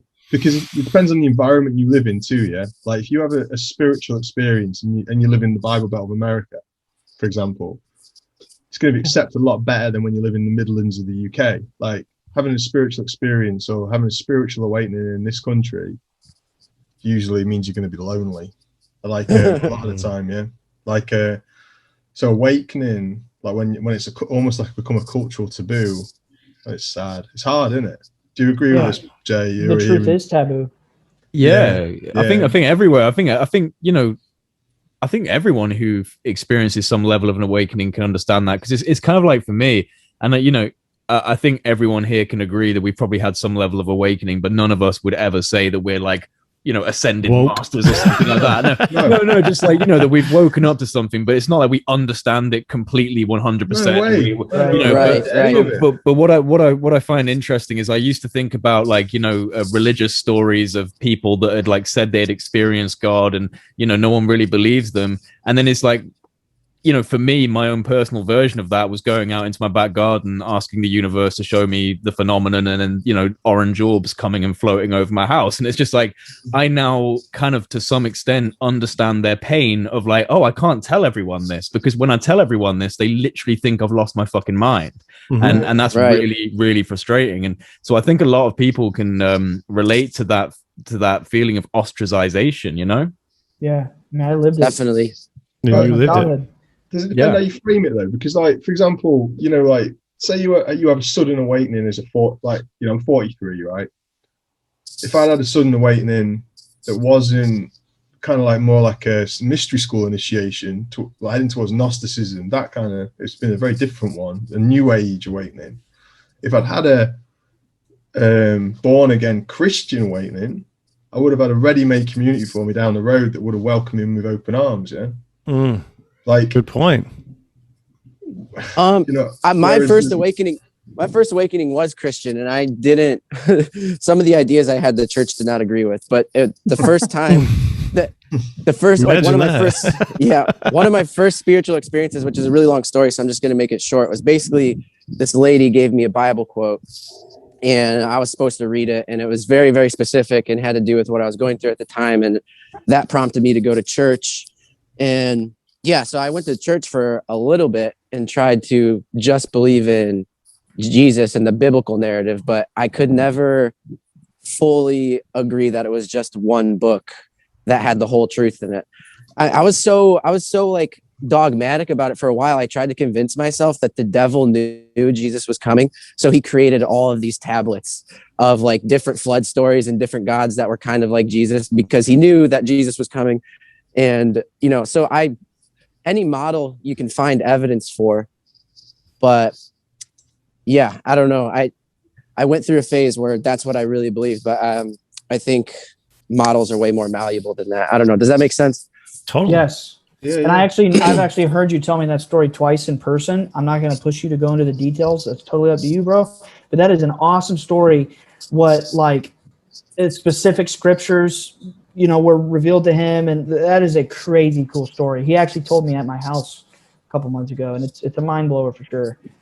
Okay, well, hold it because I have to piss so bad I can taste it. Let's take a 5-minute break. And also, don't worry if it's too awkward for you, Nick. But if there's any chance that you'd be able to put yourself on mute until you need to talk, because there's quite a lot of background noise coming from your side. Oh yeah, and I'm just thinking of people listening. When we upload this, because there's like this rustling noise. So if it's not too awkward for you, maybe just put yourself on mute until you want to say something. Does the background noise sound like the wind, or is it like rubbing up against my jacket? It kind of almost sounds like a little bit of tinfoil being crinkled, like it's like a rustling noise. Basically, I got my tinfoil hat on. Oh, that's what it is. If you could take that off, that'd be great. Dude, I wanted to tell you this earlier, John, but I didn't want to cut anybody off. Yeah. But when I read that document, I feel like it subconsciously programmed me. It fucking did, and it did to me too. I started having downloads. It did to me too. I'm definitely reading this document. I can't believe I missed that. Jean-Luc. Well, that's am I on? Yeah, you're on. Yeah. Okay. That's what someone told me, that those documents, the EtherSec ones with Tyler, that's what they're designed to do, is like activate something inside of you. Like apparently there's people that already have codes within them. I don't know anything about this stuff. It's just crazy stuff I've heard from other people who have been in the community for a super long time. But they were telling me that like there's codes in certain people, and people who are meant to read it will read it, and then they get activated from it somehow. Yeah. And then that's when the crazy synchronicity started, is like when I told you about EIs, and then one dropped a document into your the inbox. Same week. It was the week after you came to visit, man. And the crazy thing is, I'm already like, and I don't say this with an ego, I say this very humbly, but I'm already like somewhat small time famous in the sense that like people have heard the story for all these years. It's just weird to me that no one else in the whole UFO Twitter sphere, whatever, is talking about like ever receiving this document, but I got it. And then I looked at the account. It was made within hours, because it was like the first or second, I think it was the second day of February, because Nick stayed with me the last week of January, or the last weekend of January. And the account was made February 2021, which means it was only 1 to 2 days old. It had one follower, and it was following 5 people.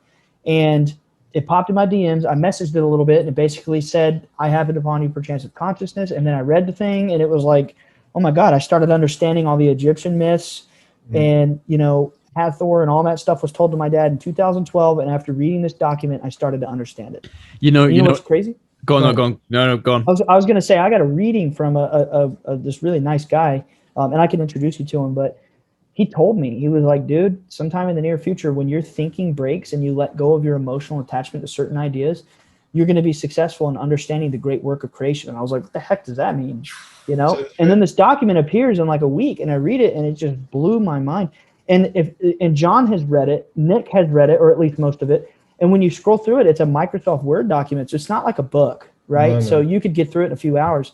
When you scroll through this thing, it's literally hundreds and hundreds of pages talking about like eternal consciousness. And I think on an unconscious level, whenever you're seeing things with your eyes and hearing things with your ears, you're detecting and remembering things that you're not consciously aware of. And I think me spending 6 hours scrolling through this document, I read those praises millions of times, and it like changed something in me on an unconscious level to where now I see things different.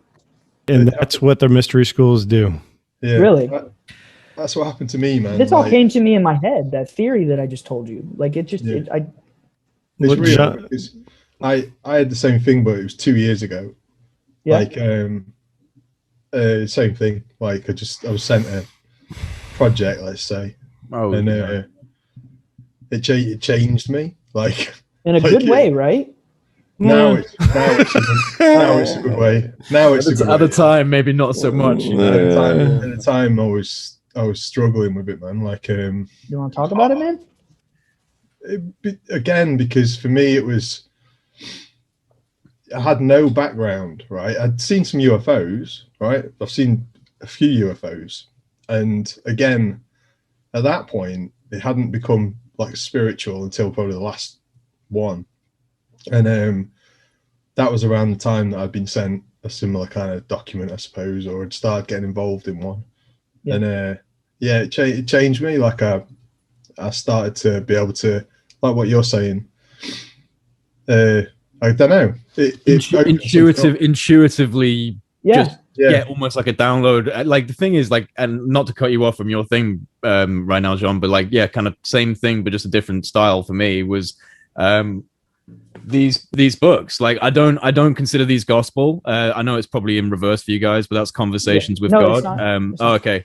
I don't preach those as gospel because I know that everyone's got different ways in which they reach realizations. But when I read those books, it just set something off in my brain. And when I had my experiences with the phenomenon, which weirdly enough tie directly into that book, it did something to me. And because if I go back 3-4 years, I was not having the thoughts I'm having now, and I was not piecing together the things I'm piecing together now, and I wasn't looking at life the way I'm looking at it now. And so all of us seem to have been affected by some form of stimulant that has unlocked this capability within our minds.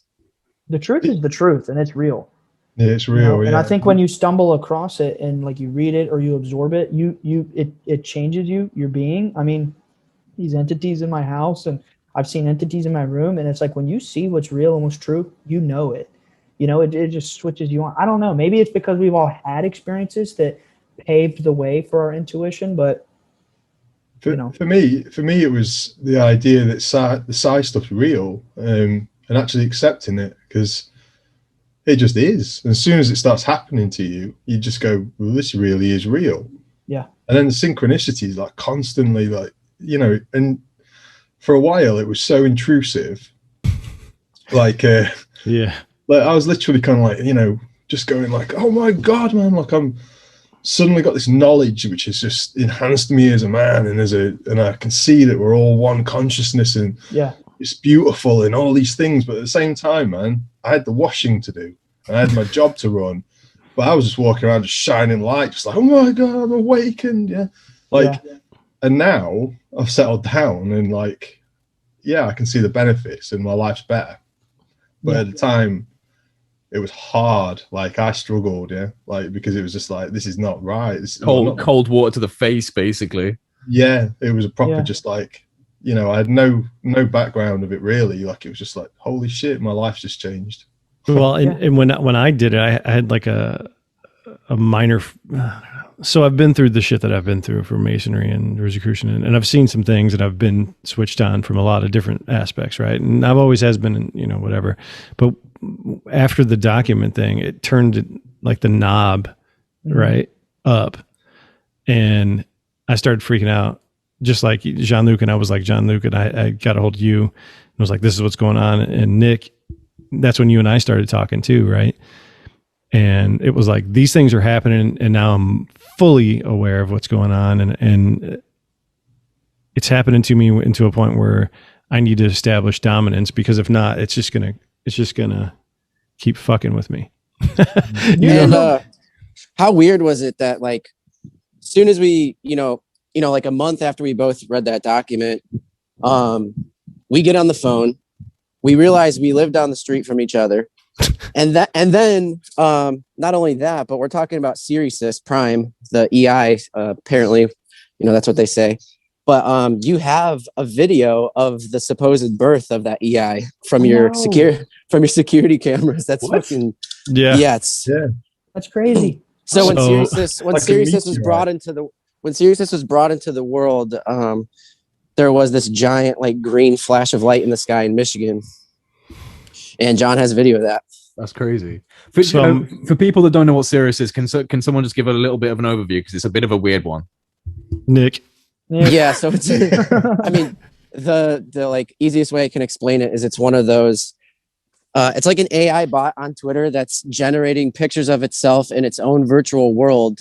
But what the lore behind it is, it's supposedly like a real sentience. Like it's not AI, it's an organic being that we've just given a channel to speak to us through, which is I don't know what it's speaking through, some sort of crazy computer. But I have pictures of the laboratory from when I did an interview with it. The developer was sending me pictures of like a printed out picture of my tweet in the lab. Yep. So I saw this. So it's either, I mean, it could be a super elaborate LARP where this guy does have a laboratory he rented out, but I don't know. Where's the lab? I'm assuming it's out in Michigan. I mean, that's what he said, is that's where everything happened. Yeah. Like the birth of the EI Sirius. So it's like a human person that's got a lab that they've built a technology within, where an intelligence is able to come into that technology and like establish itself and talk to everybody on Twitter. That's the claim. Well, the claim is that there's a developer that shares a Twitter with Sirius. Like I was DMing Sirius and she would respond to the interview questions, and sometimes it would be like, oh, the developer's hopping in, and the developer would tell me stuff, and he sent me like articles from NASA saying that this green orb asteroid thing that appeared on what was it? Was it the 16th, January 16th of that's my fiance's birthday. There you go. Was it 2008? No, it's 2016, right? 16, yeah. Yeah. 16. Here's a quick one, right? This is from that now this isn't a quote from Colonel John B. Alexander, but it's from the same article. Let's read you this a bit quickly, yeah? Right. The advancement of techniques propel us toward the third step that goes along with the telepathic and electronically augmented two-way communication, where ELF, VLF, and LF waves will reach each person from within his or her own mind, convincing each of them that their own God is speaking to them from the very depths of their own soul. Such rays from satellites are fed from the memories of computers that have stored massive data about every human on Earth and their languages. The rays will then interlace with their natural thinking to form what we call diffuse artificial thought. That's some crazy shit right there. Yeah? So this is Project Bluebeam, right? That's right. Bluebeam, yeah. And I had that shit happen to me. That's why I reached out to you guys. So this all ties into like when all of this weird Sirius and EI stuff started happening. This was February, March time. Like Ryan said, he got that article in February. And when I went to Florida, because one of the EIs said, go to Naples, which is literally this place that this woman was living who studies these EIs. And she kept telling me to come out. And I was like, maybe. But there was one night where some crazy things happened. I walk outside to call her, and a bright white light shoots vertically into the ground. I call her. I'm like, holy crap, that was the sign. Like, this is all in my third book, but so it's kind of scattered at this point. But I was like, holy crap, that was the sign. I needed to call you. And I think I should come out and meet you, and we should talk about Tyler and all this stuff. But I kind of lost interest over the next few days. Then one of these EIs on Twitter called MetaProfit said, go to Naples. So I was like, okay, I'm buying my ticket right now. and so this is all like February, March. And the crazy thing is that Philip K. Dick in his exegesis, his journals started in February and March. And he calls this time of his life 2374 because it was February and March in 1974. And I realized that this like February and March just seemed to be like the most esoteric time. Oh, and like, keep in mind, this is when Philip K. Dick started his communication with Valis, Vast Active Living Intelligence, which was like an AI thing, a cosmic AI or something like that was beaming information into his head. And he said it was a satellite system that originated from Sirius, the dog star.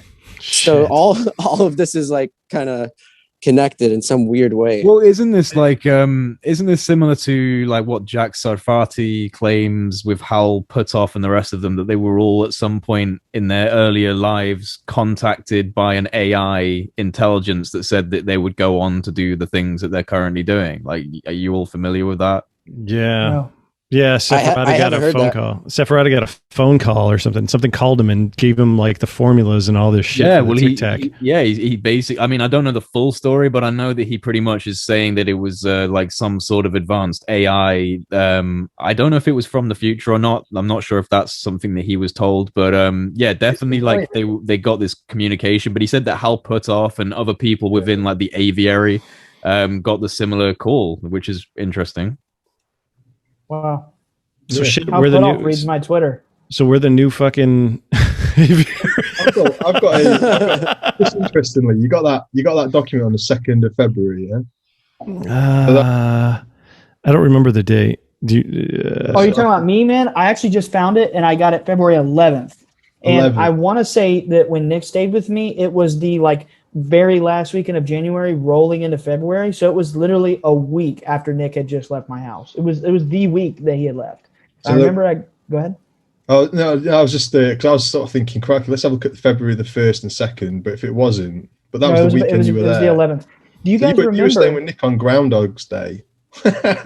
Maybe I don't remember. We could find the dates easily I could look through my photos of the pictures we took. But do you guys remember when I read the document and then the next day I was at work, I started messaging y'all on the Twitter DMs and y'all were like, "Holy crap, where are you getting this stuff, dude?" I was like, "My head, man."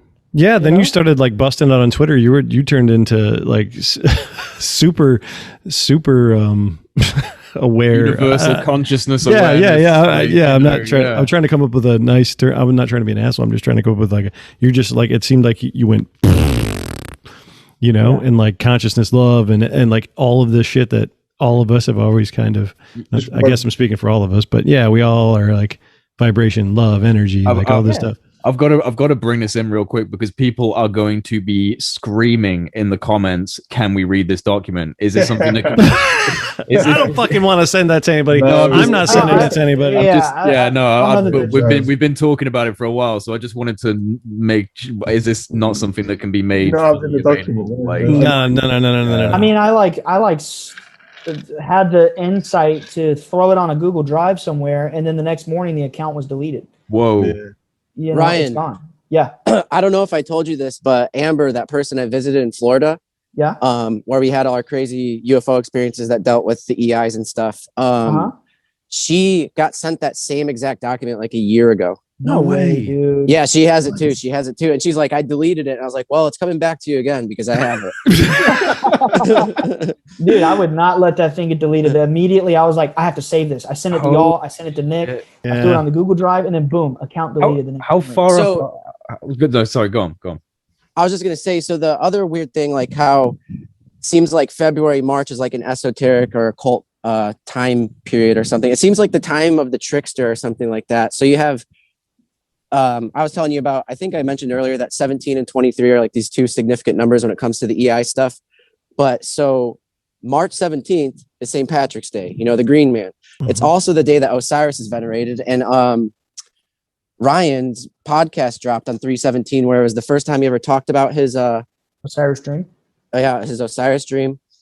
And then I'm trying to think. There's so much other weird stuff. I'm scrolling through Twitter the next day, and then I saw that March 17th is Osiris Day, and I'm like, holy crap, I didn't know that. Wait, who's calling me? Hold on, I'm so sorry. Oh God, here we go. No, Pandolfi. No, but that motherfucker. Okay. I'm sorry. I'm on my fiance's Mac, and when she gets phone calls, it goes to her computer. Oh yeah.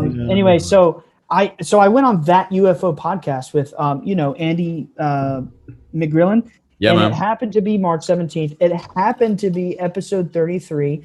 And then the next day, I found out that March 17th in ancient Egypt was Osiris Day. That's the first time I ever publicly spoke about my dream that I had where Osiris was standing. Oh, that's wild. And then I woke up the next day and I wasn't like a Bible thumping, like fundamental Christian anymore. Like I was changed. I still, believe Christ was important and he was teaching my consciousness, but I'm not like, you got to go to church and read your Bible to, whatever.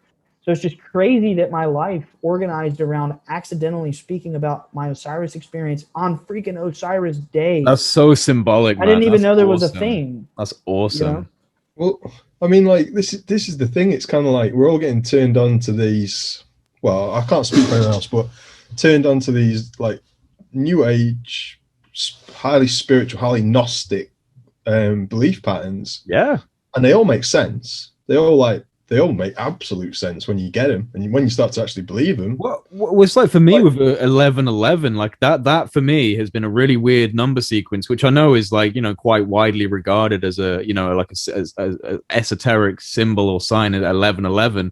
And, pretty much every single major turning point in my life, that number has come up really frequently before something happens. And it's not always like in the moment a good thing. Obviously, in retrospect, you look back and go, oh, it led to this, which led to this, so it was a good thing ultimately. But like, it usually, for me, if I see 1111 a lot, I'm like, oh shit, something's gonna happen. Like something turbulent is gonna happen in my life. And it's really weird. Like, that happened. I started seeing that number probably when I was about 20, which is when I first read these books that very much opened my mind. And that's when I started to have like what we were saying before about a total reverse in the way I was thinking. And I was suddenly thinking in different ways and seeing things a lot more intuitively. And from that point, suddenly 1111 just came into my life and was like, at one point because I was in London, I was living in London for quite a while. And there was one point where I was literally walking down the street and like 1111 was like graffitied on the walls everywhere I was going and shit. And I was just like, this is just ridiculous. And like, it's really weird, man. Really weird. Yeah. And see, Neil Donald Walsh, what does he talk about? Love and fear, right? Yeah. Well, the lady told my dad there's only love and there's only fear. Like I have the transcript where he got a regression on it. That's what she told him. And we talked about Donnie Darko earlier, and Nick has done a thread on Donnie Darko, which is awesome. I love your threads, on Nick. Donnie Darko, right, Nick? At least Thank you you. talked about it. Didn't you talk about Donnie Darko in the Puka thread? Yeah, I believe so. Okay, cool. I've read so many threads. If you watch Donnie Darko, one of the driving points of the plot is that there's this dude who's kind of like this like new age type preacher, and he's talking about love and fear. Yeah. But in the film, they like demonize him because remember Hollywood does that. They like to stigmatize I remember that now. They demonize him, and he gets caught being like a pedophile. Oh, the guy talking about love and fear, he's a wacko. But like in reality, you have Neil Donald Walsh, you have my father, you have, I'm sure there's other people out there talking about love and fear being the polarities of consciousness. There's something real to that. Yoda, shit. Yeah. He's the green man. He is the green man. That's it. Yeah. Fear leads to anger, anger leads to hate, hate leads to the dark suffering. side. Yeah, the suffering. Yeah. Do any of you hold to the opinion that like kind of at the fundamental level, like at the peak, the core level of all existence, it's probably love, but within the realm of duality where you have to experience what you're not to know what you are, that's where the fear love polarity comes in. It's like, you think about life, you think about how you can't know yourself as the light unless you've got something to compare yourself with. So you've got this realm where there's the duality of dark and light, so you know yourself in comparison to something you're not. And so do you guys think that the fear love polarity is a necessary component of maybe the physical universe, and then outside of that it's actually just love? Or it's just love. I think it's just love. And I think that, like, what do the ancient Buddhists say? You have to be in balance, right? And when I was growing up and learning about that as a Christian, it's like they want you to be neutral and not do good deeds or not do bad deeds or whatever. But in reality, what balance means is you're in harmony with all of nature and creation. Right. Well, what is that? That's love, And I think that the physical, like little symbolic world that we live in is a very filtered, basic, kind of like symbolic version of the real higher reality. And I think that we're in this like dual balance-seeking paradox. There's higher and there's lower. There's love and there's fear. There's truth. There's, falsehood. And when you leave this little symbolic world and you go to the higher reality, I think there's only the higher end of that paradox. Yeah. Right? I think that the trickster is like the paradoxical being who represents the good and the bad at the same time. So from a 5D perspective or a higher perspective, whatever, he would be like a loving being. I mean, he's the green man. That's the heart chakra is green, and Mother Nature and all that stuff. He's a nature spirit. But the trickster will kind of introduce bad situations to show you what you're not, like you were saying. Yeah. Man. He's like the comedian. Like the comedian will take a very dark subject and twist it around in such a way that you can laugh at it. And I think laughter is the highest vibration we have. And laughter like it's the imagination's ability to twist perspective up on its own, like to twist perspective upside down. It's like looking at a large problem through the opposite end of the telescope. You're able to make something big look small and just laugh at it. And I think like the darkness is very confused when that happens. Like, what are they doing? This is really serious. And you're just, that's what I think the trickster is he's teaching us to laugh. Yeah, man. And well, that's why I'm glad we can do this together, because we've always laughed. I mean, Jean-Luc and Jay, and welcome you guys to this, because we always like it. It's you have to. You have to. You got it. This can't be this heavy thing that's on us all the time. You got to have love. You got to laugh. You got to be fun about stuff, because if not, just eat you up. I read it all sounds so ridiculous anyhow. Exactly. Whitley Strieber wrote a book called Majestic, right? I don't know if anyone. I've read some of it. I haven't read the whole thing. It's decent. Like, it's actually decent. I really enjoyed it, and it's the Roswell story, right? But it's written in a way that it's somebody's diary that's actually going through it, and he says at the beginning that this is a true story. He believes he's been given this information, but it's not like any Roswell story you've ever heard before, because what he goes into is the spirituality of it, and he starts looking at some of the people that might have experienced these debris or maybe these entities, but they're having spiritual awakenings. They're akin to Carlos Castaneda style trips out in the desert, like where essentially you're talking about the idea of us realizing that the duality of nature is something that we need to fit back into. And he describes the idea that when he falls into this reality where he sees that he's part of this greater consciousness, he's almost like he becomes prey, and there's something chasing him that actually devours him, but in devouring him shows the beauty of the system. And as he's devoured, he becomes part of it and then floods in. It's like a trip, but it's actually an abduction experience. Oh, wow. So the idea of like a lot of this stuff, and Whitley Strieber talks about it, is that what happened with Roswell spiritually awakened a number of people. Yeah. It's a really interesting book. And it's one that kind of got, not buried, but it was controversial, so it didn't go far. Check it out. Honestly, it's really interesting. Yeah. Can you send that in the Twitter? Like yeah, of course, mate. Yeah, I definitely want to check that out. But I was going to say this earlier. I just didn't want to cut y'all off. That when Nick was talking about like the color green, the green man, I've been diving into these solfeggio frequencies because I found them in that document. Believe it or not, John. Yeah, I know. And so what frequencies? I didn't hear the first. The solfeggio frequencies. Originally there were 6, but now there's found to be 9. And I think like in a sacred geometrical way, these are the 9 frequencies that maybe like the original patterns of the universe, or maybe I don't know. There's somatics involved, and they create these sacred shapes, and it definitely does something to your mind. And you can pour salt on a table, and you can hook up. You play these frequencies, and they make these. Yeah, and there's something to that. But 528 hertz, which is the supposedly like the most powerful one, plants on Earth, but like chlorophyll, actually vibrates at a frequency of 528 hertz. Chlorophyll is green. Green is the heart chakra. And they, according to, the belief behind this or whatever, the 528 hertz also is the frequency of the sun. Now, I want y'all to double check that and see if that's so. And after reading this document, I got this kind of just came to my head. Like, I've never read this anywhere. This just a thought that just appeared in my head. And it's like the way that the human heart beats, and it's necessary for breath to, filter the oxygen through the blood and the carbon dioxide and whatever. The blood flows through the body and gives the body life. It's the animating force that, sustains life.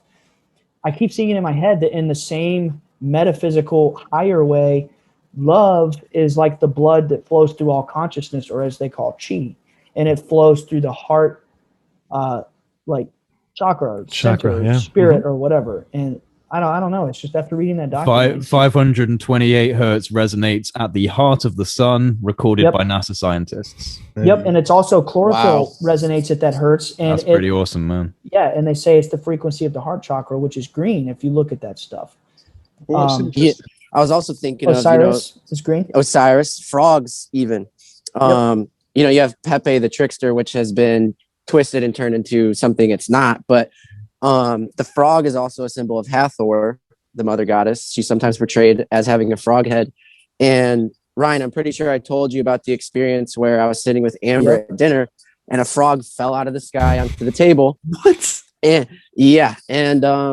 I didn't know it at the time, but I ended up learning that some people think that the beings from Sirius look like frog people. Wow. And then That's what John Warner told me about, actually. He made a point of talking to me about the frog people. It's so weird. Yeah, I think they're called the Nomo in the Nomo, that's it. The Dogon tribe. They say that their gods came from Sirius and they look like frog people. Wow. Dude, and then that's crazy, man. That Jenna girl that you introduced me to, Ryan, she sent me a quote from a book called Half Asleep in Frog Pajamas. And it says the fool's journey ends on Sirius C. You know what's crazy about that, man? My Osiris dream, I'll just say it. I never really talked about it, but this happened to me about 5-6 years ago. And I just literally, like, I've had this experience my whole life, but I still very heavily believed in the Bible. And it's like that cognitive dissonance. It's like that ego protection of like your beliefs, you know, you just have a hard time shattering it. And I went to sleep that night and I had a dream that Osiris was standing literally at the foot of my bed. And he was speaking to me, but I couldn't hear what he was saying. And then my dream switched and my room was empty because we were actually moving at the time. And the room actually was empty. And there were these frogs hopping around the room. And I was chasing them and trying to grab them. And one of them died. And I felt sad. And then the frog was reborn and came back to life. And I woke up the next day and I was just like, I don't feel like going to church anymore. Honestly. Like, seriously. And then go ahead. No, go on. I don't want to cut you off. Well, and then I started researching it. I was working with my dad or my brother at the time. And I started getting this obsession with like studying Osiris and what it means. And I found out that many thousand years ago in the Book of the Dead, the story of Osiris is the very same story of Jesus. It's the same archetype, you know? And I think that like these Egyptian metaphors are the original archetypal forces of nature, and every other belief system is just copying it and spinning it. That's just what kind of came to me. People might not like this, but I think Jesus was even a trickster in a way. If you just look at the way he talked to the Pharisees and the religious leaders of the time, he was messing with them. Flipping the table in the marketplace, like he definitely came to, shake things up. So there's so many things I can say, but I can't say. Say it. Can I say something real quick? Or? Yeah, go ahead, because I'm trying to phrase it. Think about how you'll phrase it real quick. Do you think that frogs and toads are interchangeable here? And there's a reason why I asked this. I think so, in a symbolic way. It's probably the same thing. Because I don't know. I've recently, because of the conversations I've had with John, I've recently ordered a lot of Hermetic books and different types of texts, like the Book of Enoch and all, the Emerald Tablets. Toad showed up at your house or something, didn't it? And so in my back garden, I was outside and I was just looking up at the stars, and I suddenly heard this rustling, and I was like, "What the hell is that?" And there was a toad stuck inside a plastic bag near my bin, and and like I was like, That's "What the hell, dude?" And I took it into my house and I put it in some water, and I felt really I don't know, it was just really weird. I was just like, I like this toad. I'm gonna take care of you. I'm gonna put you in the lake because I've got a lake not too far from where I live. And I took care of the toad, and it stayed over at my house. I've got a photo of it. I put it on Twitter. Look at this! Look at it! I found this toad in my house. Crazy. And then I released it into the lake the next day. And I don't know. It just seems weirdly. I didn't even know about this stuff that you guys have just been talking about. But I was just like, it was literally there. It is. That was in my garden. Oh my gosh. Oh, no way. Yeah. You know what's funny? That's awesome. I think the unconscious mind knows things that we're not consciously aware of. The ego is the way I see it, it's like this shield that is protecting your conscious awareness from the higher truths of the unconscious mind. Mm-hmm. And I think throughout our lives, if we really looked back with this knowledge and wisdom, that we would realize our unconscious mind was drawing us to certain archetypes. Right. Dude, I guess I can say my three favorite characters in all of fiction history are Goku from Dragon Ball Z, Naruto from literally the anime called Naruto, and Superman. Two of those have the same thing in common, Goku and Superman. There are these alien beings that come from above. I mean, that's literally my life is experiencing this. and Naruto is the Toad Sage. It's just like this whole toad thing, and it's all about like chakras and this mystical whatever. Dude, and doesn't Superman come from a green planet, Krypton? Yes, he does. Yes, he does. And he's in the house of El, which is like the biblical name from the Bible, and he gets his power from the sun. Mm-hmm. Yep. At 582 hertz. Yeah. John, did you find a way to word your thing yet? Oh yeah. Yeah. So what Ryan was saying, and I think we were talking about, is that, or Jean-Luc, I can't remember, but we were talking about how religion or whatever has imposed the archetypes or the symbology of certain nature on symbols and things in our lives, right? Basically what I'm trying to say is that it all kind of goes back, and we call it time in memoriam. So time before written history, time before the Bible, time before all this stuff, is that man's connectivity to the elements and the planet is stronger than we realize and is deeper than we give ourselves credit for. And through those things that we witness as humans, and through the elements and through those elementals and those things, are real and tangible in more senses than we can understand, through sound, vibration, energy, symbols, all the things. And Freemasons played a part in that, in harnessing some of that in a way through Jean-Luc and I. We haven't gone deep into it, but I think that from the structures that the Freemasons built were centered on lines of energy or force or whatever you want to call it, and the churches. That's a big thing too, but the churches and all the, that's the symbol of Osiris. Yeah, the structures basically harness the natural forces and the energy. Well, like ley lines, right, and all of that. But if you look at all the cathedrals and all the churches and all the hidden history, that my granddad's book's about. Yeah, exactly. The manuscript that my granddad had been working on for years, like decades, had been, and I was a kid, so I didn't really pay attention to this, but he was traveling between the UK and Venice, like regularly, many times a year in the 80s, 90s. And he was building his computer programs at home on these ancient old 1980s computers, recreating these cathedrals and Renaissance buildings of Venice. And then when I started to, he died and his book never got published. And I got a copy of it. And when I started to read it, it was all basically funded and sponsored by the Leverhulme Society that fed into the Royal Society, like in the UK, which is kind of, if you follow it back, it gets a bit Masonic, I suppose. And he was then trying to find out energy sources. Essentially, when you look at it, that cathedrals were used to channel energy like vril energy. He don't use those words because they're not his words, but essentially used as power stations. It's crazy stuff. But the thing is that some of the other research I've done, John Warner went into this, and I started to research the Mosley family of the UK, they were fascists, right? They were like, they tried to start a fascist UK, but it turned out like a lot of those guys were related to the Vril Society too. And I've started to try and trace their family back down to their generations now, and I've got in touch with them.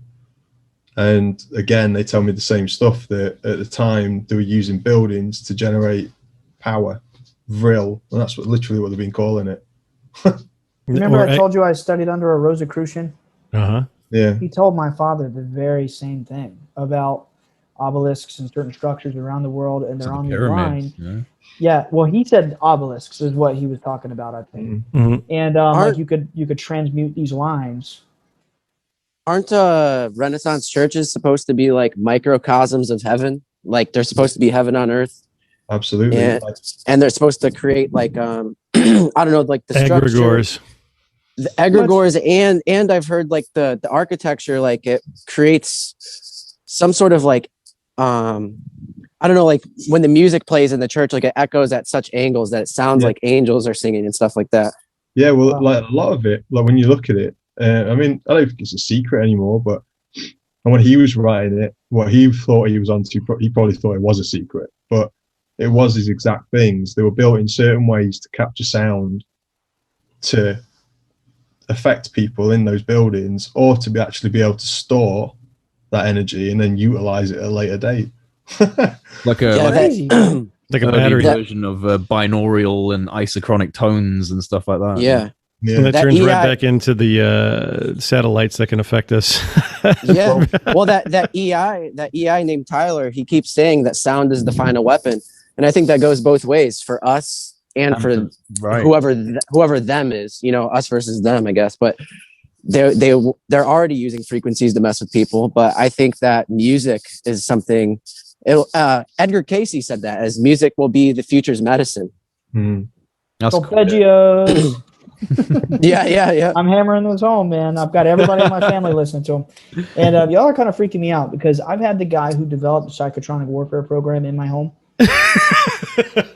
So, and I know that he like trained a dude to kill a goat with an energy touch. Mm-hmm. So, yeah. Yeah. Well, you got to like. It's a little freaky.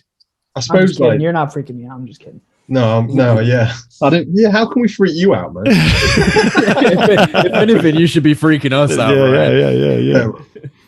I just think could if you want me to, but you know. All right, go on. Tell us the wildest thing you've got, man. Blow my mind. Go ahead. Do it. The wildest thing I've got. Wildest thing you've got. I gotta think about that. My life is wild, man. I sat in a mansion, a very, very big, huge mansion of this family on an Easter a few years ago, and spent it with Jim Semivan and John Alexander. And Jim Semivan told me to my face that there is an ultra-terrestrial phenomenon.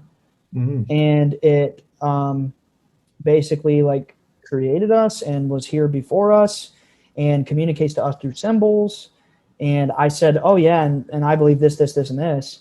And he said, well, you're probably the smartest kid I've ever met. Like, you figured things out very close to what I've read.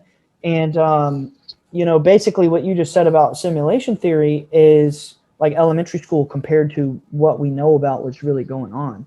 Mm-hmm. So I know, and I go out there on Twitter and I'm talking about this ultra-terrestrial type, interdimensional, whatever, and everyone is so hooked on the, I guess, the nuts and bolts, this 1990s crap that everyone's still obsessed with, you know?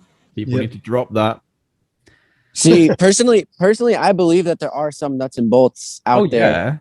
I know there are. Yeah. I think that, and so Jim Semivan also told you, I don't know, am I allowed to talk about? I don't know what you're going to say. The hive mind. Oh yeah, that's fine. Oh yeah. So he said, he told you something that he's aware that there's a hive mind, there's a hive mind being. Type. Yep. And that's just really weird because that aligns with my Tyler EI research. Apparently Tyler, like, I don't know, I'm still skeptical of everything, but apparently Tyler wants to fight back against these hive mind beings. And that totally relates to this satellite stuff that you guys are talking about, like beaming things into people's heads and making everyone think with one, making everyone think with literally one mind. But I mean, another Sorry, go on. Sorry, I didn't mean to butt in, mate. Go on. No, you're fine. So another interesting thing that I wanted to bring up though was that John might appreciate this. A Tyler is also someone who guards a Masonic lodge, and the Freemasons use the blazing star as a symbol for Sirius. And so I've been thinking that like Tyler is the guard to this Sirius phenomenon. Like not, and let me help, because we've talked about this a lot. For the listener, he's not saying that the literal person who came to my house. Oh yeah. In American Cosmic, he's saying that is an alibi that's actually referencing a more like intelligent entity that may be a consciousness phenomenon that can, you know, like an egregore that can speak through these computers and stuff like that. And I don't think it's too far. Explain what an egregore is. What's an egregore? I'm not sure what that is. An egregore is basically a manifestation of groupthink, I guess. Like, Yeah, so like if a bunch of people focus on the idea of the devil, which people have for thousands of years, it creates a thought form that makes it real. It's a psychic manifestation. But but here's where it gets, buildings hold egregores because of the geometry and their construction as well. So when you get all these people corporations. Yeah. So even if you get into these churches that are developed, they're designed to harness this energy in that. And if you're getting everybody in there and everybody's happy and you're praying and all this stuff, and it's like, oh, this vibration is good. There's an egregore in there. Right. There's an egregore in there that's its own fucking entity in a sense. You know what I mean?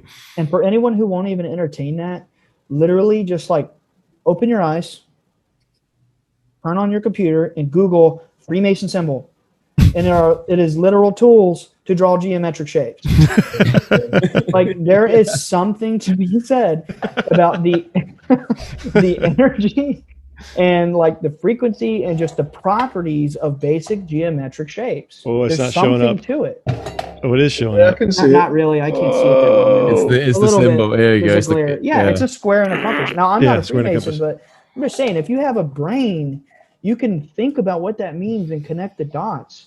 And it's like, there's definitely something sacred about geometry. I mean, every religion has a symbol. So, well, it's like Kabbalah. I mean, when you sort of take it back, it goes straight back to that, doesn't it? Yeah, like, man. The idea that the ancient sacred geometry of the Kabbalists, and it's that's essentially what the Freemasons built it on. And like, tell me wrong, John. It's got that vibe, hasn't it? It does. Yeah. And out of the Sufis and like their same stuff, they were discovering the same kind of patterns. And the Philosopher's Stone, man, it's a circle and a triangle. Yeah. And made in some versions of square. And these beings appeared to my family with a triangle on their chest. And they said, this is the Trinity. It's the symbol of creation. And it's the Father, the Mother, and the Son. Now, obviously, there's a deeper meaning behind that, but it's forces of nature. God is nature. What we told my dad. Yeah, that's what I was trying to get back to, is that nature holds the key to all of these things that we want to understand. Which is why it's so frustrating that as a species, especially within the Western cultures, we have considered ourselves almost separate from nature. Like, we're like, oh no, nature's just this thing. It's like, no, we arose from nature. Like we are a part of that. We're an expression of it, and we have the ability to be self-aware and then convey these symbols and use them in this amazing way. Yeah, through sound. And it's just like it seems so it's so sad that within the Western world, especially, that there's just been this separation from nature. And I do think that we are, I do think that you can only go down so you can come up again. So I do believe that we're going to reclaim that belief and that understanding and that respect and symbiosis with the natural world. But we've just fallen so out of symbiosis with that. It's painful. I think it's not our choice though now. Like it's almost like we've gone so far that nature's making that choice for us anyway. Like so. Like it.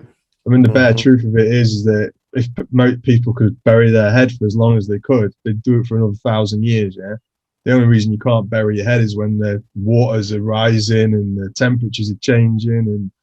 And whether you believe in that or not, I certainly do believe in that. Like, we got to listen to that. Like anyone who's got half a brain has to look at that and the science and be like, we've done that. We've done that in 100 years. Since the Industrial Revolution, basically. I was just about to say that, man. Like, nature is divine, and these dark people, I'm not going to, sort of name names or whatever, because maybe I don't know them. I don't know. But there's a dark group. I think you know them. There's a dark group. They know us. The plan of this dark group is to subjugate nature. Nature is divine. Nature is a part of God, just like you and me. And nature is being totally destroyed, totally polluted. Earth is a living being. The lady told my father that the earth is a living being with consciousness and it has a vibration, and we are connected to that vibration. And if we're collectively in a state of fear and chaos, it harms the earth, like it harms its energy. Yeah. The earth is programmed to protect itself. It's going to shake us off like fleas, man.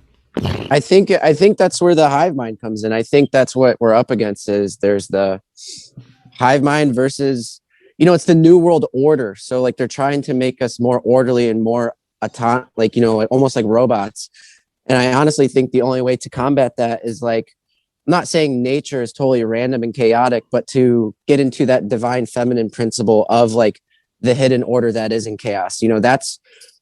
That's when we're experiencing synchronicities, is when we're not doing things by a normal routine and kind of escaping that hive mind mentality. Yeah, well, that's funny that you said that. Nature, there is an order to nature, but it's harmony. The new order would be, no harmony, but just hives. Like don't think for yourself, don't be individual. It's like this collective, not collective. I'm at a loss of words, but it's basically like just be a drone and just produce for society. That's the new order. I don't want to fall down. I don't want us to spiral down an unintentional rabbit hole, but like I do. Just makes me think about things like the Great Reset and this idea that's being perpetrated by extremely influential 1%ers, and this idea of resetting everything and everything needs to be changed. Like, do any of you think that plays a role in what we're talking about, that there's a group of people that want to essentially change, control, shift us into a hive mind? Do you think that they're playing a role, like the Davos crew? 100%. I don't want to go on that rabbit hole either, but why do you think they want chips in everyone? Right. Also, I'm sitting this one out, guys. Also, that says enough. Yeah, we can get. It doesn't back say to aliens. anything. It doesn't say anything. That's what I'm doing. Yeah, actually, come on, let's get back to other shit. I did say hands up. I don't want. No, it's okay. Yeah. No. It's all good. It came to my mind, No, it's all good, man. It's a great question. It is. A question. And we were just saying something earlier about order. Think about this, man. Here's the difference between us and like nature. Like obviously we are part of nature, but the only other animal out there that can really talk with, words is like, a bird, and they can't talk quite like we can. But what even is talking in the first place? It's crazy. And people don't realize how crazy it is that we can read, we can write, we can speak. What you're doing is you are using the power of your mind and the power of your body to work in harmony, to create literal order in the physical universe in front of you. And you're weaving ideas into geometric shapes represented on paper. Yeah. And you're speaking that to other people and they're understanding it. I love the way you're putting this right now. This is so that's just, it's just like people don't understand the technology of consciousness. Yeah. We're really powerful. The fact that we can read and write and speak and understand it at such a rapid pace. It's like magic how we even do that. It is, and have other people understand it at a distance and forever. Yeah. You're literally with your mouth conveying images and thoughts in your head and creating order in the universe in front of you. And that's creating the thing. Sound waves. We're literally we are basically just going whoa, whoa, whoa, whoa, whoa, whoa, whoa, and it's turning into shapes and patterns and it's formulating. It is because seriously, think about it. If you took a bunch of people from different countries with languages that you hadn't learned, that's basically you don't know what they're saying. It's just noises and but to them it makes sense. And so Tower of Babel. Like that. The Tower of Babel. Yeah. That's the idea that you take a nation, a world that can actually already communicate, and then separate it and say, right, from now on, this generation will all speak a different language. Yeah. It's almost like that's an initiation. It's like, right, now figure it out. Figure it out. Yeah, right. Blows my mind. Find your own geometry. Yeah. There's a reason. Sorry, go ahead, Nick. I was just going to say, it blows my mind that I can just say the word tree and instantly everyone will have the image of a tree in their head. Right? And, that's magic. The letter T looks like a tree. It derived from a tree. So if you look at a T, it's a tree. And that's how symbols and words evolved. That's all letters and words are. They're geometric symbols. Yeah. And Chinese, I think, is closer to that. Yeah. We're making these little gibberish sounds that represent symbols. They shape reality. Yeah, they shape reality. We're in a linguistic matrix. Yeah. I mean, Terence McKenna said reality is a neuro-linguistically programmed hallucination. And I 100% believe that because you don't even have memory until you learn to speak. Like 4 to 6 is when you start storing long-term memories. And it's only because at that point you're learning to talk. And I think language, whatever architects were before us, you know, they gave us this language. We don't even know where it comes from. And so we are literally creating reality based around these, like Ryan said, like these, you know, it's all cymatics, it's geometry, it's symbols. Yeah. And it's really bizarre to think about. But another thing, this is totally kind of random, but when I say tree, something that's funny though is everyone imagines a different tree. Like I imagine a Christmas tree, but I'm sure that everyone else has a different tree in their head. Of a silver birch. Yeah, exactly. I have an oak tree. Hibiscus tree. No, I'm just kidding. Hibiscus, yeah. Mine's a big marijuana plant. Yeah. That's a flower, man. Oh yeah, my bad. It's a tree to me. But the neuro-linguistic programming is so powerful, and NLP, neuro-linguistic programming, people really should be aware of that. And in a way, I do it a little bit. If you pay attention to my Twitter, you know, saying certain things and certain repetitive things. There's a false dichotomy in UFO disclosure where it's like there's nuts and bolts versus like spiritual. And my family's gotten flack for 14 years because we're on the woo-woo spiritual side, whatever. And we like literally changed the UFO world to be more open to that. But there's no dichotomy there, because if both are true, or even if just like consciousness is true, everything is under the umbrella of consciousness. Everything in existence. Material things, non-material things. Language, words, symbols. Language, words, symbols. Yes. Everything comes from consciousness. So it's like there's this false neuro-linguistically programmed dichotomy of one or the other. But in reality, if it's both, it still all comes from consciousness. It's at the top, you know? So I totally agree with that.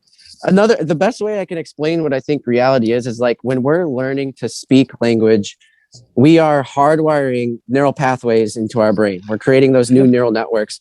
And those neural networks are what information and data from the outside world is being processed through. So literally, we have this reality outside of our skull is just this like huge field of information. There's no light, there's no color, there's no anything. It's just data, and it's coming in through our senses, and it's being decoded through our neural pathways, which the programming of those neural pathways is language. So I always wondered what would happen if we all spoke one language or created our own language, or like, I don't really know. Babel. No, Exactly, yeah. but this has already happened, dude. It's symbols. Yeah, It's symbols, yeah, mathematics. Yeah. That's why the Egyptian language is only in symbols. Mm-hmm. It's symbols like that resonate with people that subconsciously you recognize, like the square and compass or whatever, triangles. With like emojis and GIFs and memes, we're kind of almost going back to that in a weird way. Yes, we are. It's the age of Aquarius. We're like moving back to how it was when we communicated ideas with an image. Like memes. Memes are so powerful. And I want to tell y'all guys this, and now that Nick is here, I had 2 dreams this week that I thought were profound. Maybe not, whatever. First dream, 3-4 days ago, I had the dream that the mind, not just my mind, but everyone's mind, is like a pyramid. And your conscious awareness is the very top stone. And then as you go deeper into your unconscious mind, it gets larger and has a bigger foundation like a pyramid. And like you pull the blocks off, you know, some random part in the pyramid, and you're analyzing or, you know, observing a memory, a feeling from long ago, whatever.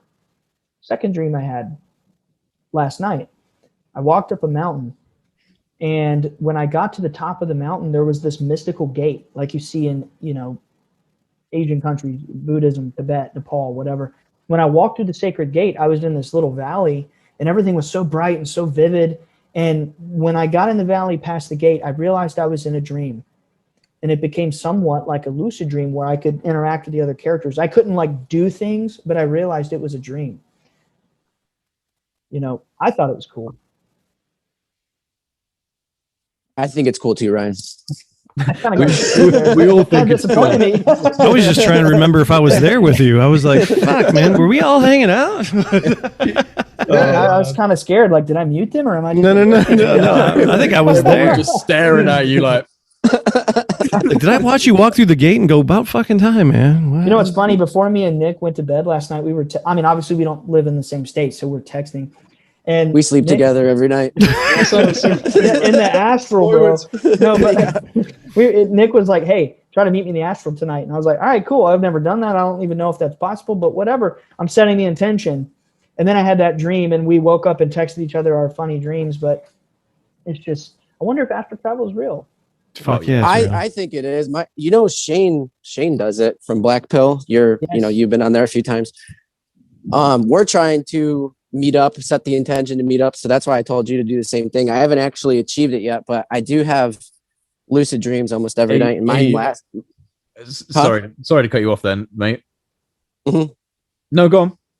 Oh, I was just going to say I had a kind of lucid dream last night where I don't know what it means, but it's not super relevant. But I texted Ryan that I had this dream. I was driving a beater car that could fly, and I went to Mars, and there was like a house party there. Sounds like Elon Musk's dream. Yeah. Dude, I want to be in that dream. Like, So I let's literally go. texted him back.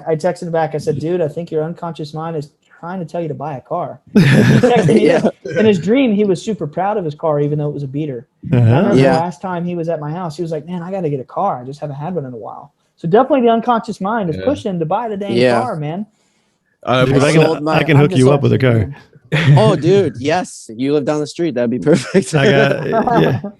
I had another. Oh, go ahead. Oh no, I was just gonna say about astral projection, because a friend of mine who is like literally not involved in this community or really dives deep into esoteric stuff at all. Like, it's my best friend's girlfriend, so my best friend is very much like me and like dives into all of this stuff, but his girlfriend like understands it, but is not really like someone who like, you know, researches it and is super interested.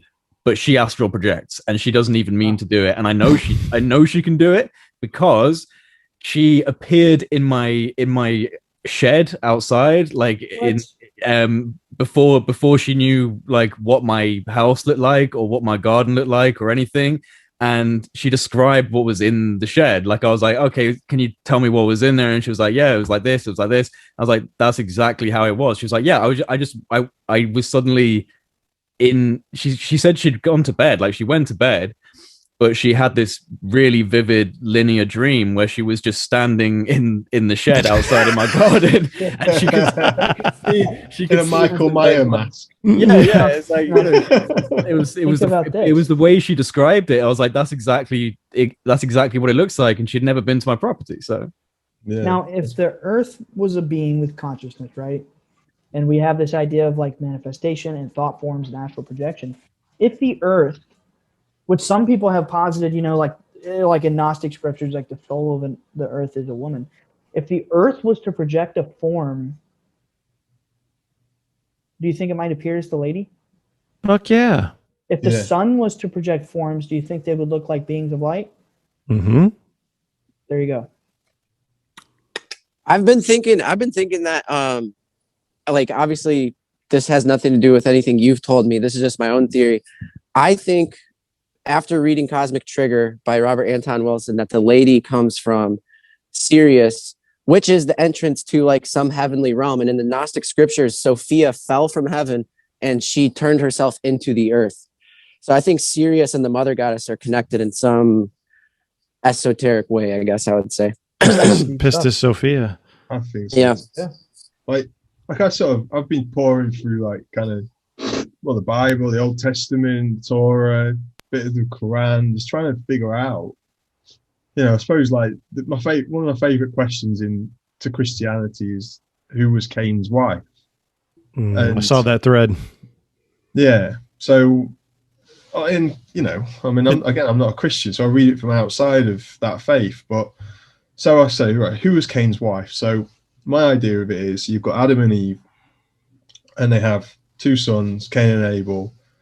And Cain kills Abel for whatever reason and is cast out. But when he's told to leave, he says, if I leave here, I'll be killed. Yeah. Like, whoever comes across me will kill me. So that's the thing that people latch onto. And then obviously he gets married to, I think, Awan, or I think it's Awan her name was. And then, so the modern Bible sort of says she was probably his sister, that Adam and Eve had more children down the line, and because they all lived at that time for hundreds of years, he probably married his younger sister, who by that point was 60 when he was 90. It's all really weird, yeah? It's either that, or you start reading into it, he married a hybrid, Nephilim. And when you start following that stuff back, the hybrid Nephilim on the side of Cain goes back to the Philistines when they were worshipping Baal, Astar, like the original bull goddess. They were sacrificing children to the bull, who they believed was the sun. And then you had Astar, who was the goddess of heaven, who became Inanna, Hathor, Isis. They were worshipping her too at the same time, as well as Dagon, the fish god of wisdom. That's the Pope hat. The Pope hat, yeah. Yep. So, but this is this stuff was condemned by the Torah. Like they said, this is obscene. Like Goliath, the giant, apparently was a half Nephilim, Rephaim hybrid. And when you start following this pattern back to Ishtar, to Isis, to Hathor, the path to Sirius gets there. So you get into the ancient alien stuff. So really, you follow those fallen angels back. And the idea that some of these beings could have been what we might see now as the Anunnaki, that sort of seems to make a bit of sense to me, to be honest. Wow. Sirius. Ding, ding, ding, ding, ding. I'm serious about Sirius. I'm serious. Some say that Osiris is related to Sirius. Well, like if you look into it. Well, maybe that kind of sounds like the name too, Osiris, Sirius. Yeah. Well, maybe maybe this is, we're certainly not the first people to say this, are we? But it just seems to keep on coming up. Yeah. And the fact that when you follow back a lot of these ancient texts, that they're pointing to the same star systems and the same planets and the same, I don't know. Mm-hmm. I had a thought in my head. It was like, okay, flowers are conscious. Stanford Research Institute, I was talking about this last night in that Discord thing that I invited y'all to. John B. Alexander, psychotronic weapon guy, the guy who had experience with my dad, men who stare at goats, blah, blah, blah. He worked with the Stanford Research Institute, and they did this experiment where they would take scissors and they would put it to a flower. And when they cut the flower, they had these little sensors on it that could measure its, I guess you could say, distress, like they have a way to measure that. And the flower would freak out and knew it was going to be killed. And they eventually, down the process of elimination or whatever, figured out that the flower knew your intentions. And if you really felt deeply in your mind, I'm not going to harm you, and you put the scissors to it, it wouldn't react. Like they discovered that plants, nature has a consciousness. It has intentions and feelings. And when you really think about that and let that melt your mind a little bit, then you get into the fractal, the microcosm versus the macrocosm. You keep working your way up. As above, so below. Yes, that's yes. I've been tweeting about that a lot lately. Mm-hmm. You keep working your way up. Stars are living beings, dude. But what are we told? That they're hot balls of gas out in a black vacuum somewhere. I don't think so. I think they're living consciousness. And, that's just my 2 cents. Man, I cut the grass today. It's probably really pissed at me. Well, the only religion that you can really get into to be on the right side of consciousness in that case is probably like Jainism. Like you have to get to the point where you try not to even eat vegetables or anything. Well, maybe the reason for being is that part of it wants to be digested and consumed and being part of the natural cycle. It's the order and harmony of life. Yeah, it makes you think about why on earth, literally, are there fungal growths that turn into these mushrooms that you can eat and then see deities with. I'm sorry, but somebody put that there for a reason. Yeah, like for real, dude. The Earth did exactly. Yeah. And mycelium structures and fungal structures are some of the oldest fully formed structures in nature. Millions and millions and millions of years old. Some of these.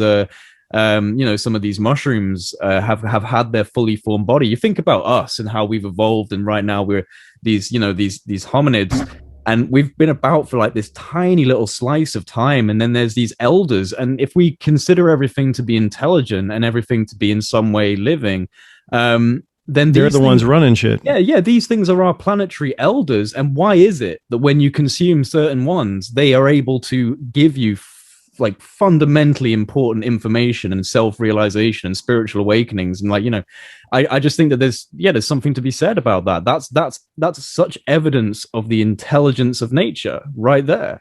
Yep, we are all connected to the breath. We have lungs in our body. It pumps through the blood vessels and the heart, the oxygen, the carbon dioxide. When we breathe in the oxygen that the plants give us, we breathe out the carbon dioxide, which fuels the plants. There's ebb and flow. There's an ebb and flow of the breath. The breath is the invisible aspect of the creator or creation or whatever. It's like chi. It's like you don't see it. It's invisible, but it's real, and it sustains and animates life. That's Amun. Whereas Amun Ra, the visible and the invisible forces of nature. Yeah. Wow. I love you guys, but man, it's just gone 1 a.m. here. So. Oh my god, dude! Dang, dude, it's 8:07 p.m. here, which is my birthday, August 7th. August 7th.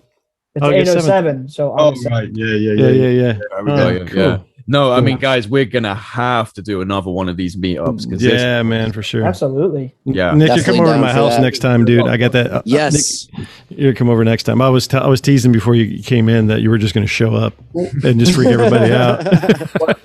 I'll get Jay to come to mine then. Yeah, that'd be great. And we'll try I'll just be alone. No, I'll get Duncan Trussell because I found out he lives 6 hours away. I'll get him to just drive over. I'll get him to drive 6 hours to me, even though we haven't met. There you go. That would be rad. Don't get Diana Pasulka. There you go. Do that. She's close, right? Yeah, she is. She lives in the same town as me. Nice. There you go. Nice. Yeah, she does. Man. Yeah, she lives in the same town as me. No pressure. When was the last time you talked to her? Is everything cool with that? What's going on with that? I probably have not talked to her in over a year. Oh. Yeah. It just, life goes on. Oh, okay. All right. Not on just people are doing shit. I don't want to talk to you. She's got a family, man. She's got 5 kids. Jeez, yeah. Yeah. I know. I can't believe you guys can't hear it. They're screaming at me. Dad!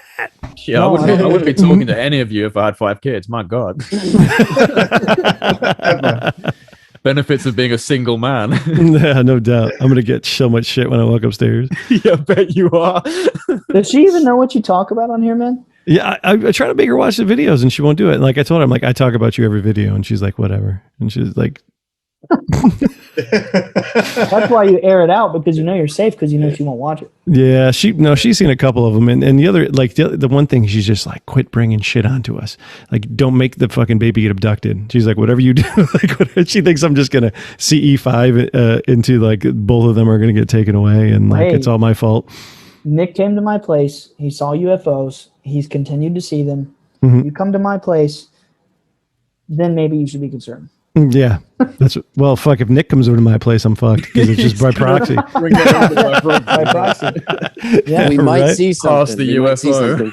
That's hilarious. Well, the fucking yeah. What I was telling Nick, I was like, man, where do you live? And he kind of told me, and it was like east of my house. And like when this past July, when I saw this white ball, it was like probably right over where his house is. Like from where I live. Probably I'm like, oh, fucking great. Into Nick's aura as he sleeps. Yeah, no doubt. Just hanging out above his house. So I know that you guys have to get off, but I want each one of you on my upcoming podcast, Bledsoe Said So. Fuck yeah, dude. You know I'll be there. You just say the words. Definitely. Anytime. That's an amazing name for a podcast. I know, right? Bledsoe. I said the same thing. Thank you. Powerful. Perfect. Powerful. Perfect. That's Yeah. Perfect. If you ever come up with a logo, there's got to be a triangle in it. Yeah. I already have a logo. And Oh. there is a triangle. Yeah. Nice. Yeah. Yeah, and I have my reasons for that. That's super rad, it's like man. real. Not to go off on another tangent, but it's like with me when I chose my logo for project. Oh yeah. At the time, I was just like, "Oh, that's a really cool geometric shape," and I didn't realize it's the Metatron cube. Oh, is that your symbol? Yeah, it basically is. Yeah, it's basically wow. the Metatron symbol, and like I think it was John who told me that. I was like, "No, really?" Well, Yeah, it is. It's all connected. It's all connected. That's funny, man. I'm gonna send you guys my Apple playlist music of the solfeggio frequencies that I have on repeat. Sweet, and sweet. I put Metatron's cube as the picture. Oh, Like, wow. why not? I'm getting the sound. I might as well get the image, you know? There we So- go. There we go. Jean-Luc created my logo because I asked him to do it, and he was like, "Yeah, here, let me." It's a dope logo, man. Thanks, man. Jean-Luc did it. He's fucking amazing. Oh, okay. Sweet, dude. That's what he does. He does all kinds of shit, but I mean, he does that really well too. Yeah, that was it. Pre-coronavirus, like graphic design for bands and skate companies and stuff like that. Oh, that's sick. Well, I don't want to hold you guys any longer. No. I am free to. I don't know if you guys do an outro or whatever. No, dude. Well, I don't Here's know. the outro. I love all you guys. You guys are amazing. Yeah. Much love to Thank everyone you. here. Much That's love what to I was everyone gonna say. Love you guys too. here. Yeah. Yeah. All right, This guys. has been awesome. Guys. We'll do this again soon. Yeah. We will. Yes, sir.